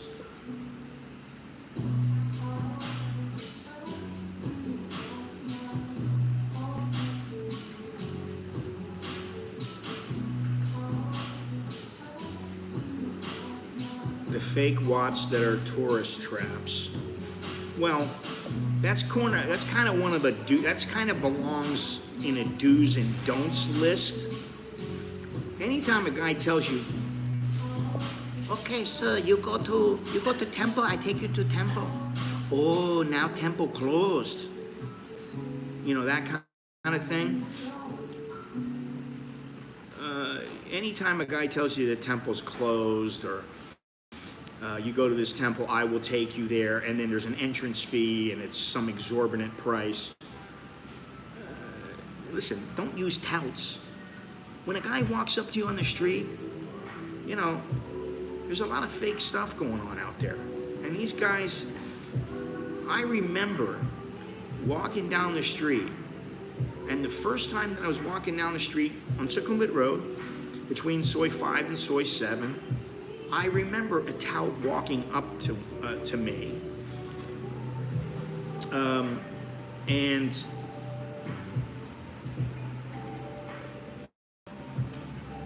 the guy saying, hello, my friend. And I was like, huh? You know, I had been there a couple of days when this happened.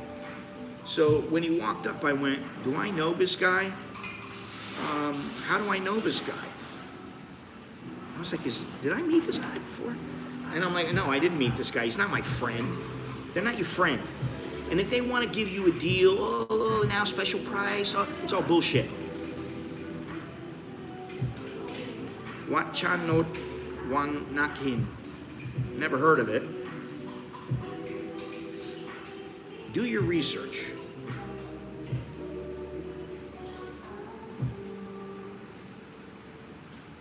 Let's see here. Well, this temple has a good rating on TripAdvisor and Trip.com.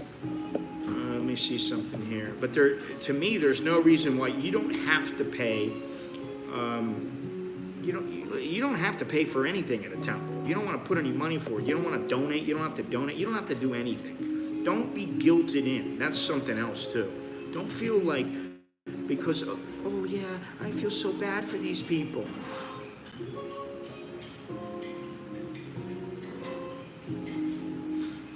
Yeah, I don't like the whole trinket thing and all that kind of stuff. I mean, you know, listen, I understand they're trying to make a buck.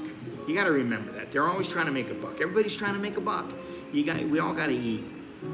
However, it's where the deception comes in that the problem begins. Let me take this off here.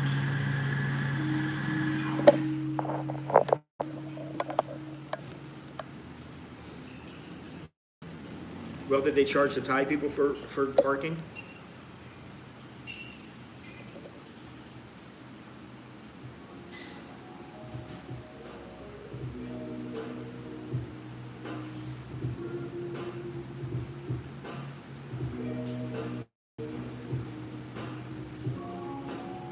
I mean, all these temples are trying to raise money because it means they're going to exist longer. They can, you know, it's a business. And unfortunately, that's what has become of much of Thailand. It's a business. It ain't UNICEF. Well, like I said,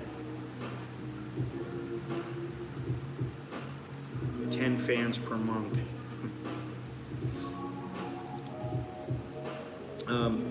What I was asking Jim, did they charge the Thai people to park?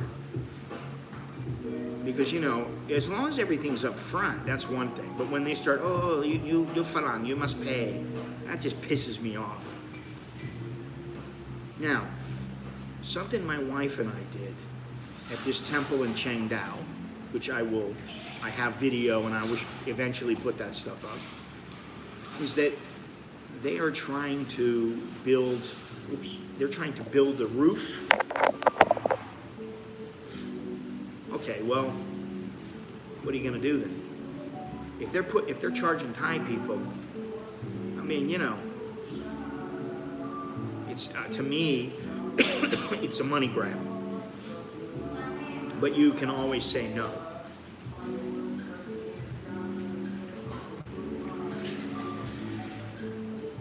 Why did you take a tour? Why would you pay to take a tour of a temple? I mean, you don't have to. That's the thing. I would be like, no, may out. Sorry, may out. And you know, some Thais will just go along with it just because that's the Thai way. They don't want to. They don't want to. They don't want to have any conflict. So that's what they'll do. They'll just be like, oh, okay, you know, whatever. I mean, how much are we talking about for the parking and how much are we talking about for the tour? What I was going to say is in Chengdao, the temple, which was a very nice temple, they were charging people to, well, you could, if you wanted, pay for a tile that was going to go on the roof. And, you know, of course, it's supposed to bring big luck, big luck for you, good luck for you. But what you did was you signed your name and you signed your family's name. You wrote something, and it was like, I don't know, maybe 20 baht? 20 baht for a tile, something like that. And that helped, you know, finance the construction. And I was like, all right, whatever. You know, listen, I'll do it. But to be forced to take a tour, to me, that's wrong. That's overkill. And you know, the thing is if you know ahead of time, you are able, and you know, the problem is, if you don't research it ahead of time, you may end up going there and it's too late. You're already there and you're like, well, I'm already here, I'll just pay it, you know. But if you do the research ahead of time, you check it out. If you don't see anything, well, then I guess that doesn't matter. But if you do see, oh, well, they're charging 200 baht for foreigners to park in the parking lot. Oh, well, they're charging, you know, 300 baht for the tour. Well, then obviously that's not good. Oh, well, this is not working. So the website doesn't work that was talking about the particular temple that Jim is talking about. Yeah, I would steer clear of those places. So there you go. That's another place, bonus place from Jim. Do your research. Do your research. But I'll tell you what, in all fairness to Jim, I've looked it up and there is nothing that says anything about you must pay, you must do this, you must do that. I wouldn't drive 5 hours to go see something if I didn't know a fair amount about the place. But it's, especially if somebody is your friend and they're recommending it. Now, if it was a Thai recommending it, if they're not a Thai who speaks good English, who's been around the block once or twice, I probably wouldn't take their recommendation. Now, I do know some Thai people that I trust what they post on Instagram, on Facebook, and if they go to a place and they say, wow, this place is fantastic, I know it's fantastic. One of the places that I'd like to go to is, what's it called? Pilok. It's up by Chiang Mai, or is it Songkhlaburi? I think you veer off of Songkhlaburi, that's where it's And I've read some good things about it. Now, I'm not super convinced. My wife is not convinced. Yeah. Well, you know, Jim, I mean, I hate to say it, but some of these places are just run by shysters, you know. One other place that I forgot about. Let me see something here. And this is, I wouldn't go there just because it's just wrong what they're doing and it's horrible.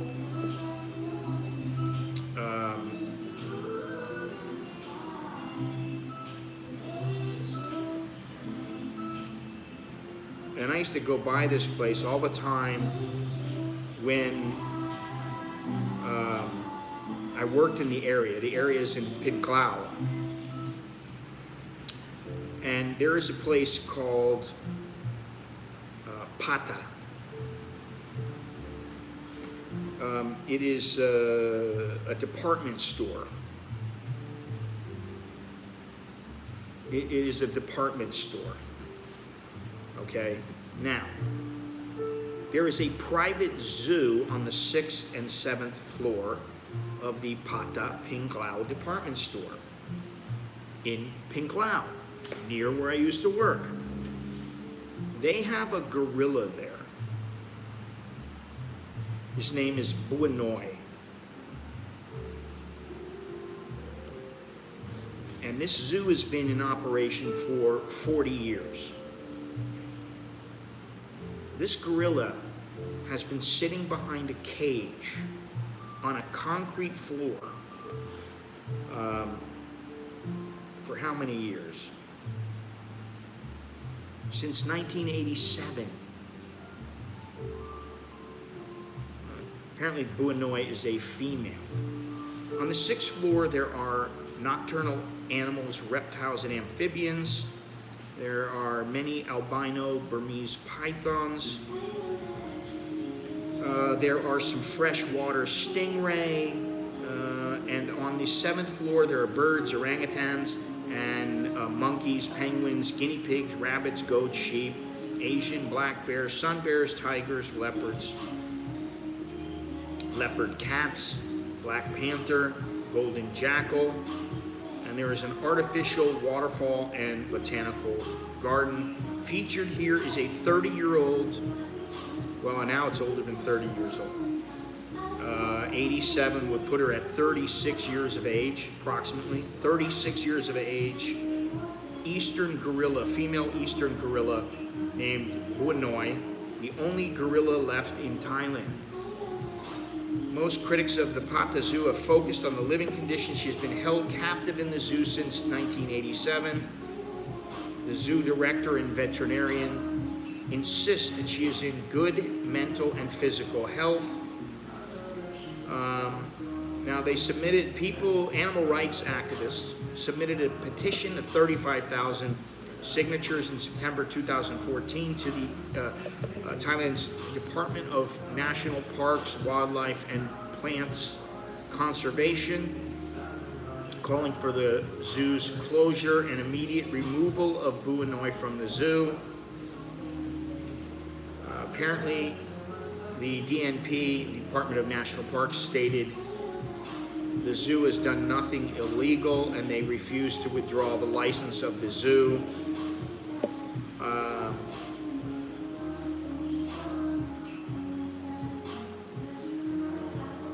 The zoo has refused to free the gorilla. Now, apparently they will sell her for 30 million baht?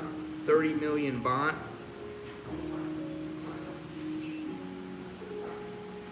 And following a fire and zoo in 2020, a fire at the zoo in 2021, actress Gillian Anderson and PETA wrote to the owner and asked that he reflect honestly on what life is like for the animals there and to come to a decision to close Pata.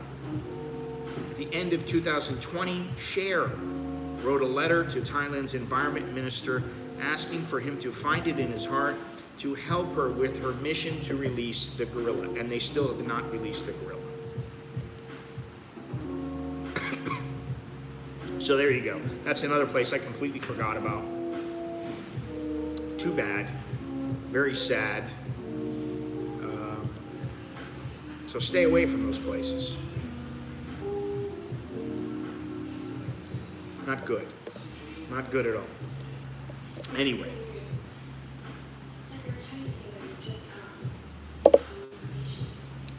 There you have it. I don't know how many places that is. 16, 17, more than 14. There's plenty of places that you should not go see.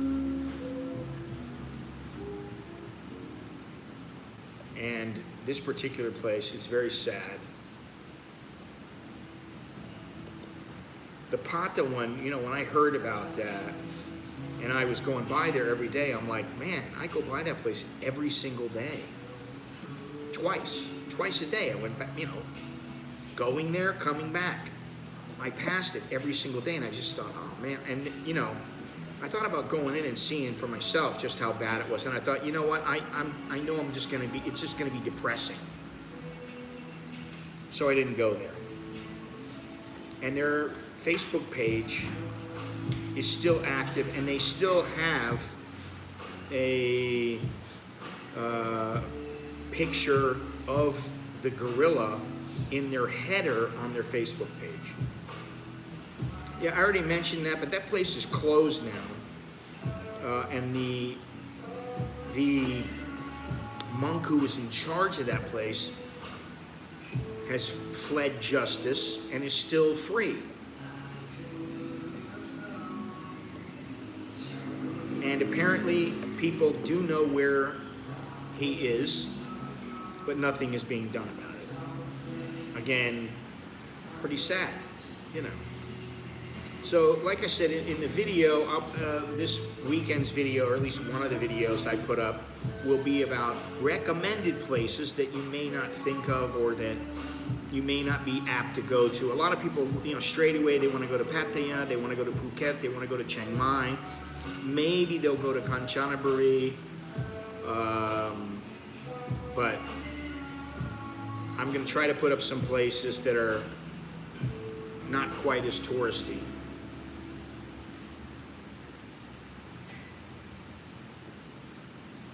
So yeah, that is the Tiger Temple.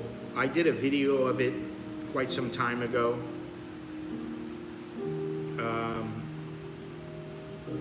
Well, I mean, Jim, that could happen in any cave. Really, I mean, not any cave, but that could happen, and that happens in caves. And it happens with people diving, it happens with people walking around, people get lost, and then that's the end of them. You gotta be really careful in caves, especially something like that. And then, you know, what happened with them was hopefully won't happen again. But I wouldn't say, oh, don't go to any caves because of that. You know, if you remember when I went to Chumpon, I went to a cave. Now that cave was the chance of me getting stuck in that cave, and then it raining and me being stuck and drowning was non-existent.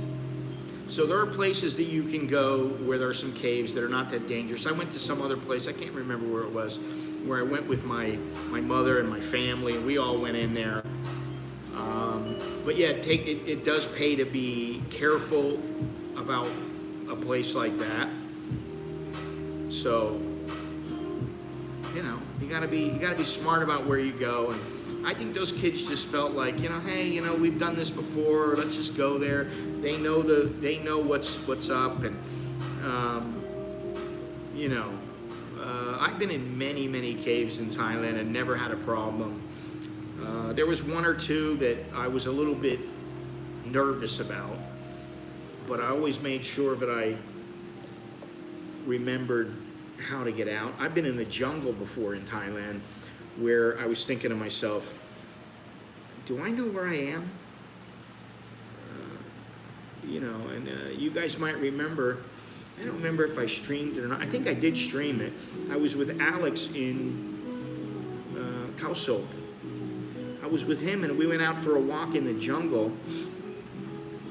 And we went for a long walk and the internet was holding up quite well. But we got to a point where we just went, or I just made the decision.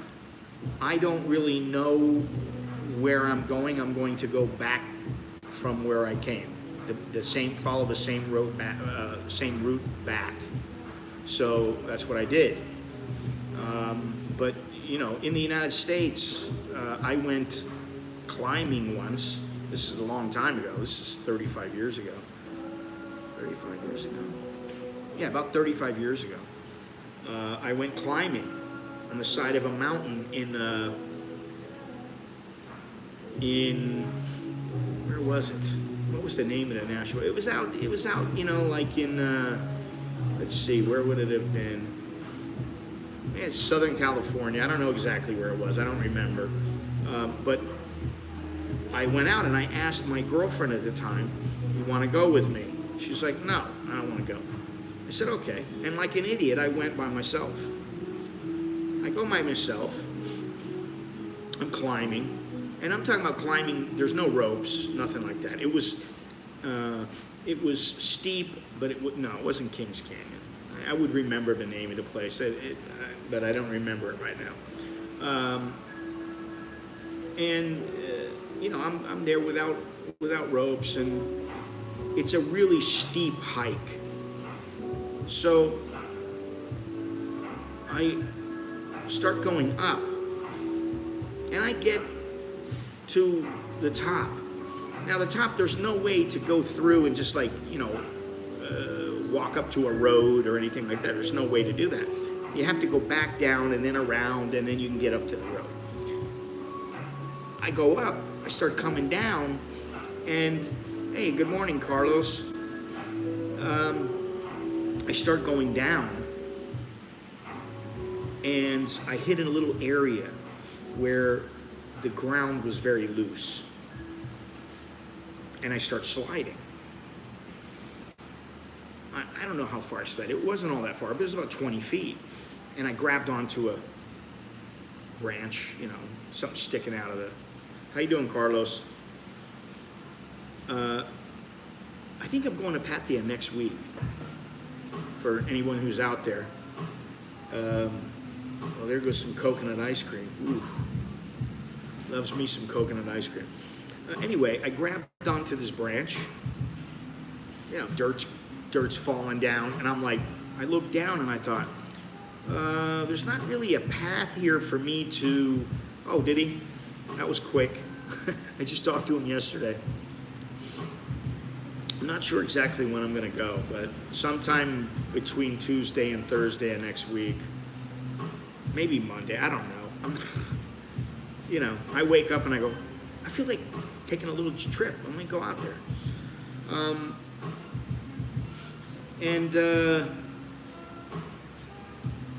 Oh, is that your birthday party? I start sliding and I stop myself, and then I'm looking around and I go, well, how am I going to get out of here? So I tried moving around. I tried moving sideways. I moved sideways, and there's like a ravine, and I thought, I can't go down the ravine because it's too steep. I can't go down below because it's too steep, and the ground is loose. I was just hanging on for dear life. And so finally I looked up, and I could see the road, but it was really far up, and I was like, there's no way I'm going to get to it. I can't keep going up. There's too much brush. So I start screaming at the top of my lungs, can you help? Somebody help. The car was going by. Some guy had his window down. He heard me. He stopped the car. I said, I need help. I'm stuck. He's like, wait. And then, I don't know, 30 minutes later, some rescue guys come. And they actually had a helicopter bring a guy to where I was and basically put him down on the side of the mountain. And he went to me with, a line attached to him. The helicopter takes off, and he says, okay, we're going to have to rappel across to the other side of the ravine. Can you do that? And I was like, I think so. I was lighter then, I was more fit, I was younger, a lot younger. And so that's how I got out. I rappelled to the other side, and the guy goes, listen, you don't have to pay us, you don't have to do anything, but what I would appreciate is if you just wrote in and thanked us for helping. And I said, well, yeah, no problem. He said, because that way they see that we're helping a lot of people and the people are grateful, and then we stay financed. And so that's what I did. So I wouldn't do that now. I'm too old. I didn't even think this. You sent pictures from your birthday party yesterday. Happy birthday. Jesus Christ. I'm in a fog. How old are you, Carlos? Are you older than Bob? Or are you younger? I'm going to say younger. Yeah, I was shitting myself on that. And you know what the bad thing was? I got poison ivy. So I go back 50. Well, you're a lot younger. I didn't know how much younger, but 50, Jesus Christ. That's the golden, the golden milestone right there. After that, it's all downhill. You're still a youngster. Well, happy birthday. I hope you had a good birthday. I need to go look at those pictures. Something that really pissed me off, and actually, it was something that got me thinking that I needed to dump this chick. I had some chick, some girlfriend. I was living with her. She didn't want to go on the, really? Well, I know you're always feeling it, but I don't know that comes with age or just the shit that you've been through. She's worried about me because I wasn't home. I'd been gone for a long time because I was stuck for a couple of hours. I get back home, and she said, she's like, what the hell happened to you? Where were you? I said, I got stuck. They had to rescue me. She's like, what? She's laughing at me. Now, she's calling me an idiot. Now, I didn't need to hear that. You can call me that a day or two afterwards, after I've recovered. I'm like, I got poison ivy. Don't touch me. So, of course I got to get the calamine, I got to get all kinds of other, whatever else I put on me. And she's giving me shit. And I was like, you know what? I don't need this bullshit right now. And that was one of the impetuses, that and the fact that she smoked, and I didn't like that. And then after that, I was just like, oh, now I'm starting to see, and then, this is a girl who had $100K stashed in the bank when I met her. And she was complaining about her job. And I said, well, start looking for a new job. You got money in the bank. She's like, yeah, I just can't take it anymore. I said, honey, you got $100K in the bank. All the bills are paid. Take a month to do nothing but hunt for your ideal job. Quit your job if you want. I didn't think it was a good idea, but I said, if you really want to, quit. Say, that's it, put your notice in. Get your vacation time money and everything like that so that, you're not going to be tapping into the $100K. And find a new job. Now, and this is what really got me, is that for a year, she didn't do anything but lay out by the pool. She was tan, and she looked pretty good. She had tan lines, if you know what I mean.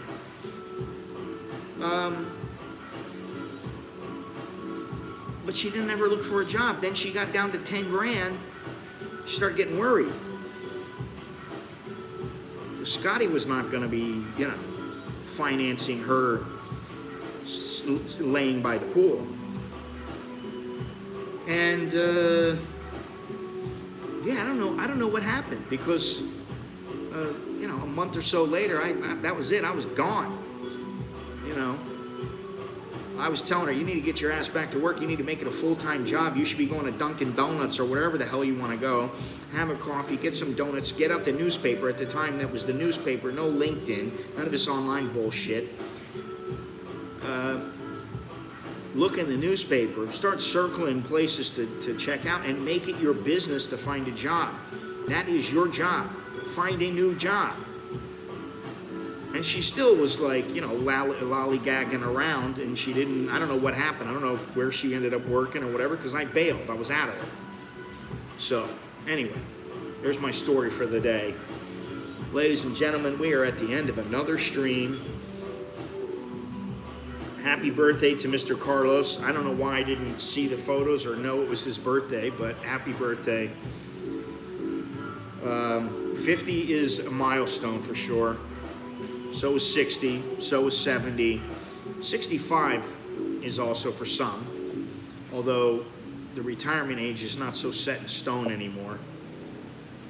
80, milestone. You hit 80, you deserve a shout out, you deserve an applause. Then if you hit 90, and especially 100, forget about it. You're one of the elite. So, anyway,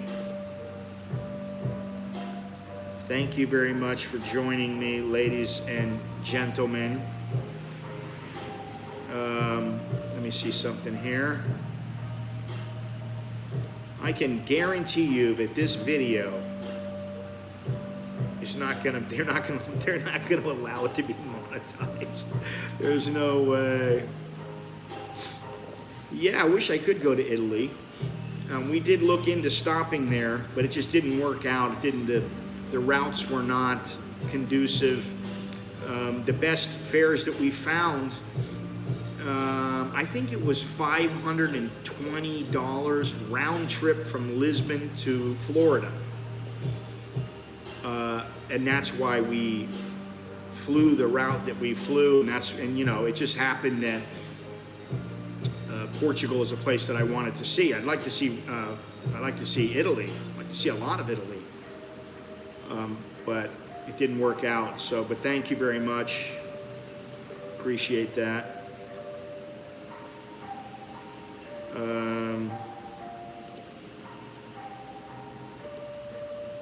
don't know what's going on. Anyway, internet's getting slow, so it's a good time to say arrivederci. Ciao. Bon voyage, choke di leo jerkan mai. For some reason, things are not showing up here. I don't know what's going on here. Later, Jim. Thanks for the name of that place. I'll remember to never go there.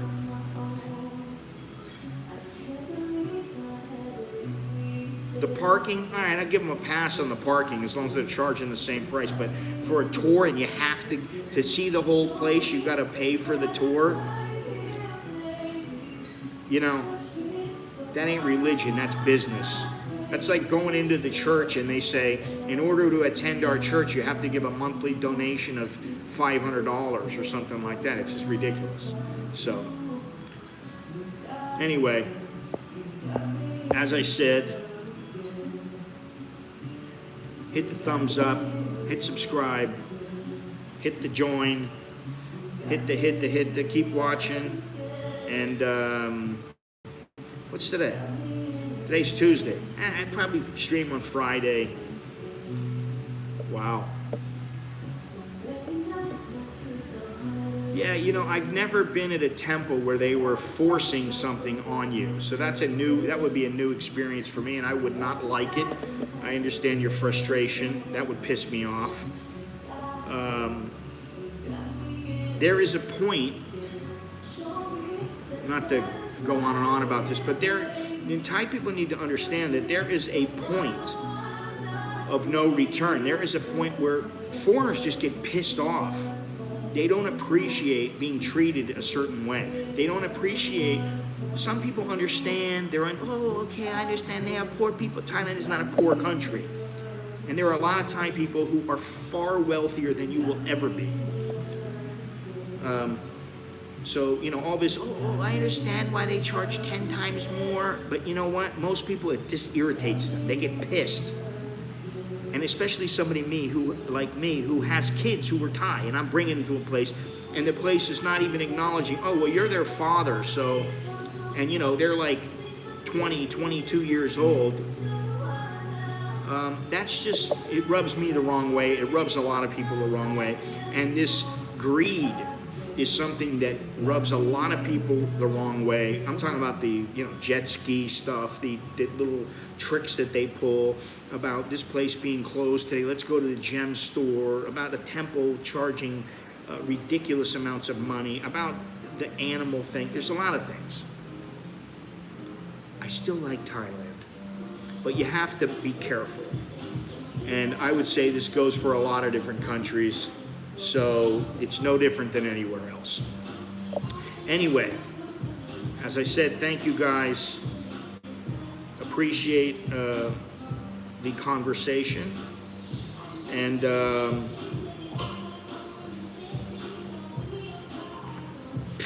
yeah, they want to use you to get other foreigners to come in. Oh, can I take a photo? And yet they have the balls to charge you a lot more money. No, hey, honey, no, you can't take my photo unless you want to pay me. And by the way, you have to pay me 10 times more than you would pay a Thai person because I got to pay 10 times more. You know, these are the things that rub people the wrong way. These things grind my gears. Anyway, I hope you enjoyed the 14 places to pass on when in Thailand. I may do a little video on this so it's shorter so people can watch, but anyway, until next time, again, happy birthday to Carlos. I'm glad that I'm glad you reached 50. Stephen, fine, nice to see you again. And thanks to everyone else. I will talk to you soon. Till next time, I'm Scott. I'm an American in Bangkok. Choke the little jerk in my, and as you can see, I'm in the place. It's empty. There is a steady flow of people coming in here. It's a good little place. The staff is very nice. Like I said, you get a little discount if you buy 2 drinks. So I would give this place a yes, come see it. I wouldn't go out of my way. I wouldn't drive all the way from, say, Victory Monument just to come here and have a coffee. But if you're in the neighborhood, if you're in the Ramkhamhaeng neighborhood, like I said, you're going to see the temple, not the temple, well, there is a temple there. The market, the Talat Nam Pandriam, or, you know, you're going to see that old airplane that just sits there, and now there are people living there, and they charge money if you want to go in and see them. They tried charging me 1,000 baht the last time I went there, and I went, no, I'll give you 100 baht. They're like, no, 200 baht. And I was like, no, I'm not giving you that. And so I didn't go in. So, good morning, Mr. John. Good morning, good morning. I was just getting ready to bail. But good morning. We are at the Culture Bangkok coffee shop. It's a nice little shop. And it is little. So you're not gonna be overwhelmed with people. I think this place is more along the lines as a place where people come and they order takeout. They don't just sit here for long periods of time like me.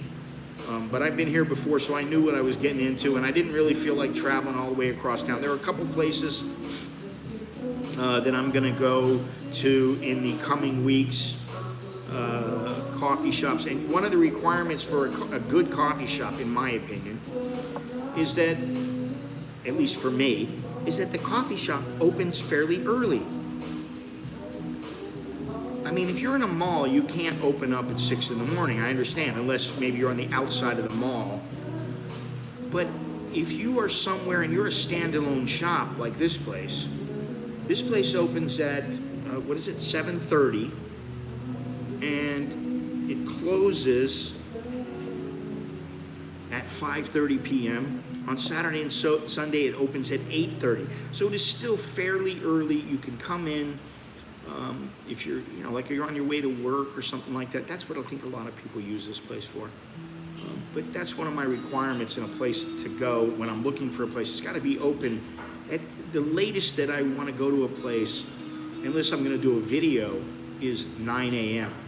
And I personally like the places that open at like 6 or 7, because I think if you're going to own a coffee shop, if it was my coffee shop, I would open no later than, say, 7 o'clock. Anyway, this place is on Ramkhamhaeng 64, John. Right at the entrance, there's a place opening up next door. I think it's a beer hall or something like that. But anyway, it's easy to get to if you're in the Ramkhamhaeng area, so give it a look. Good coffee. And they got canomes over here. You can see them. They got some nice cookies, and that croissant chocolate lava looks good. So there's a few little things to eat if you want to eat that kind of stuff. Anyway, I gotta go. Time to go. Thank you, everybody, and I will see you next time.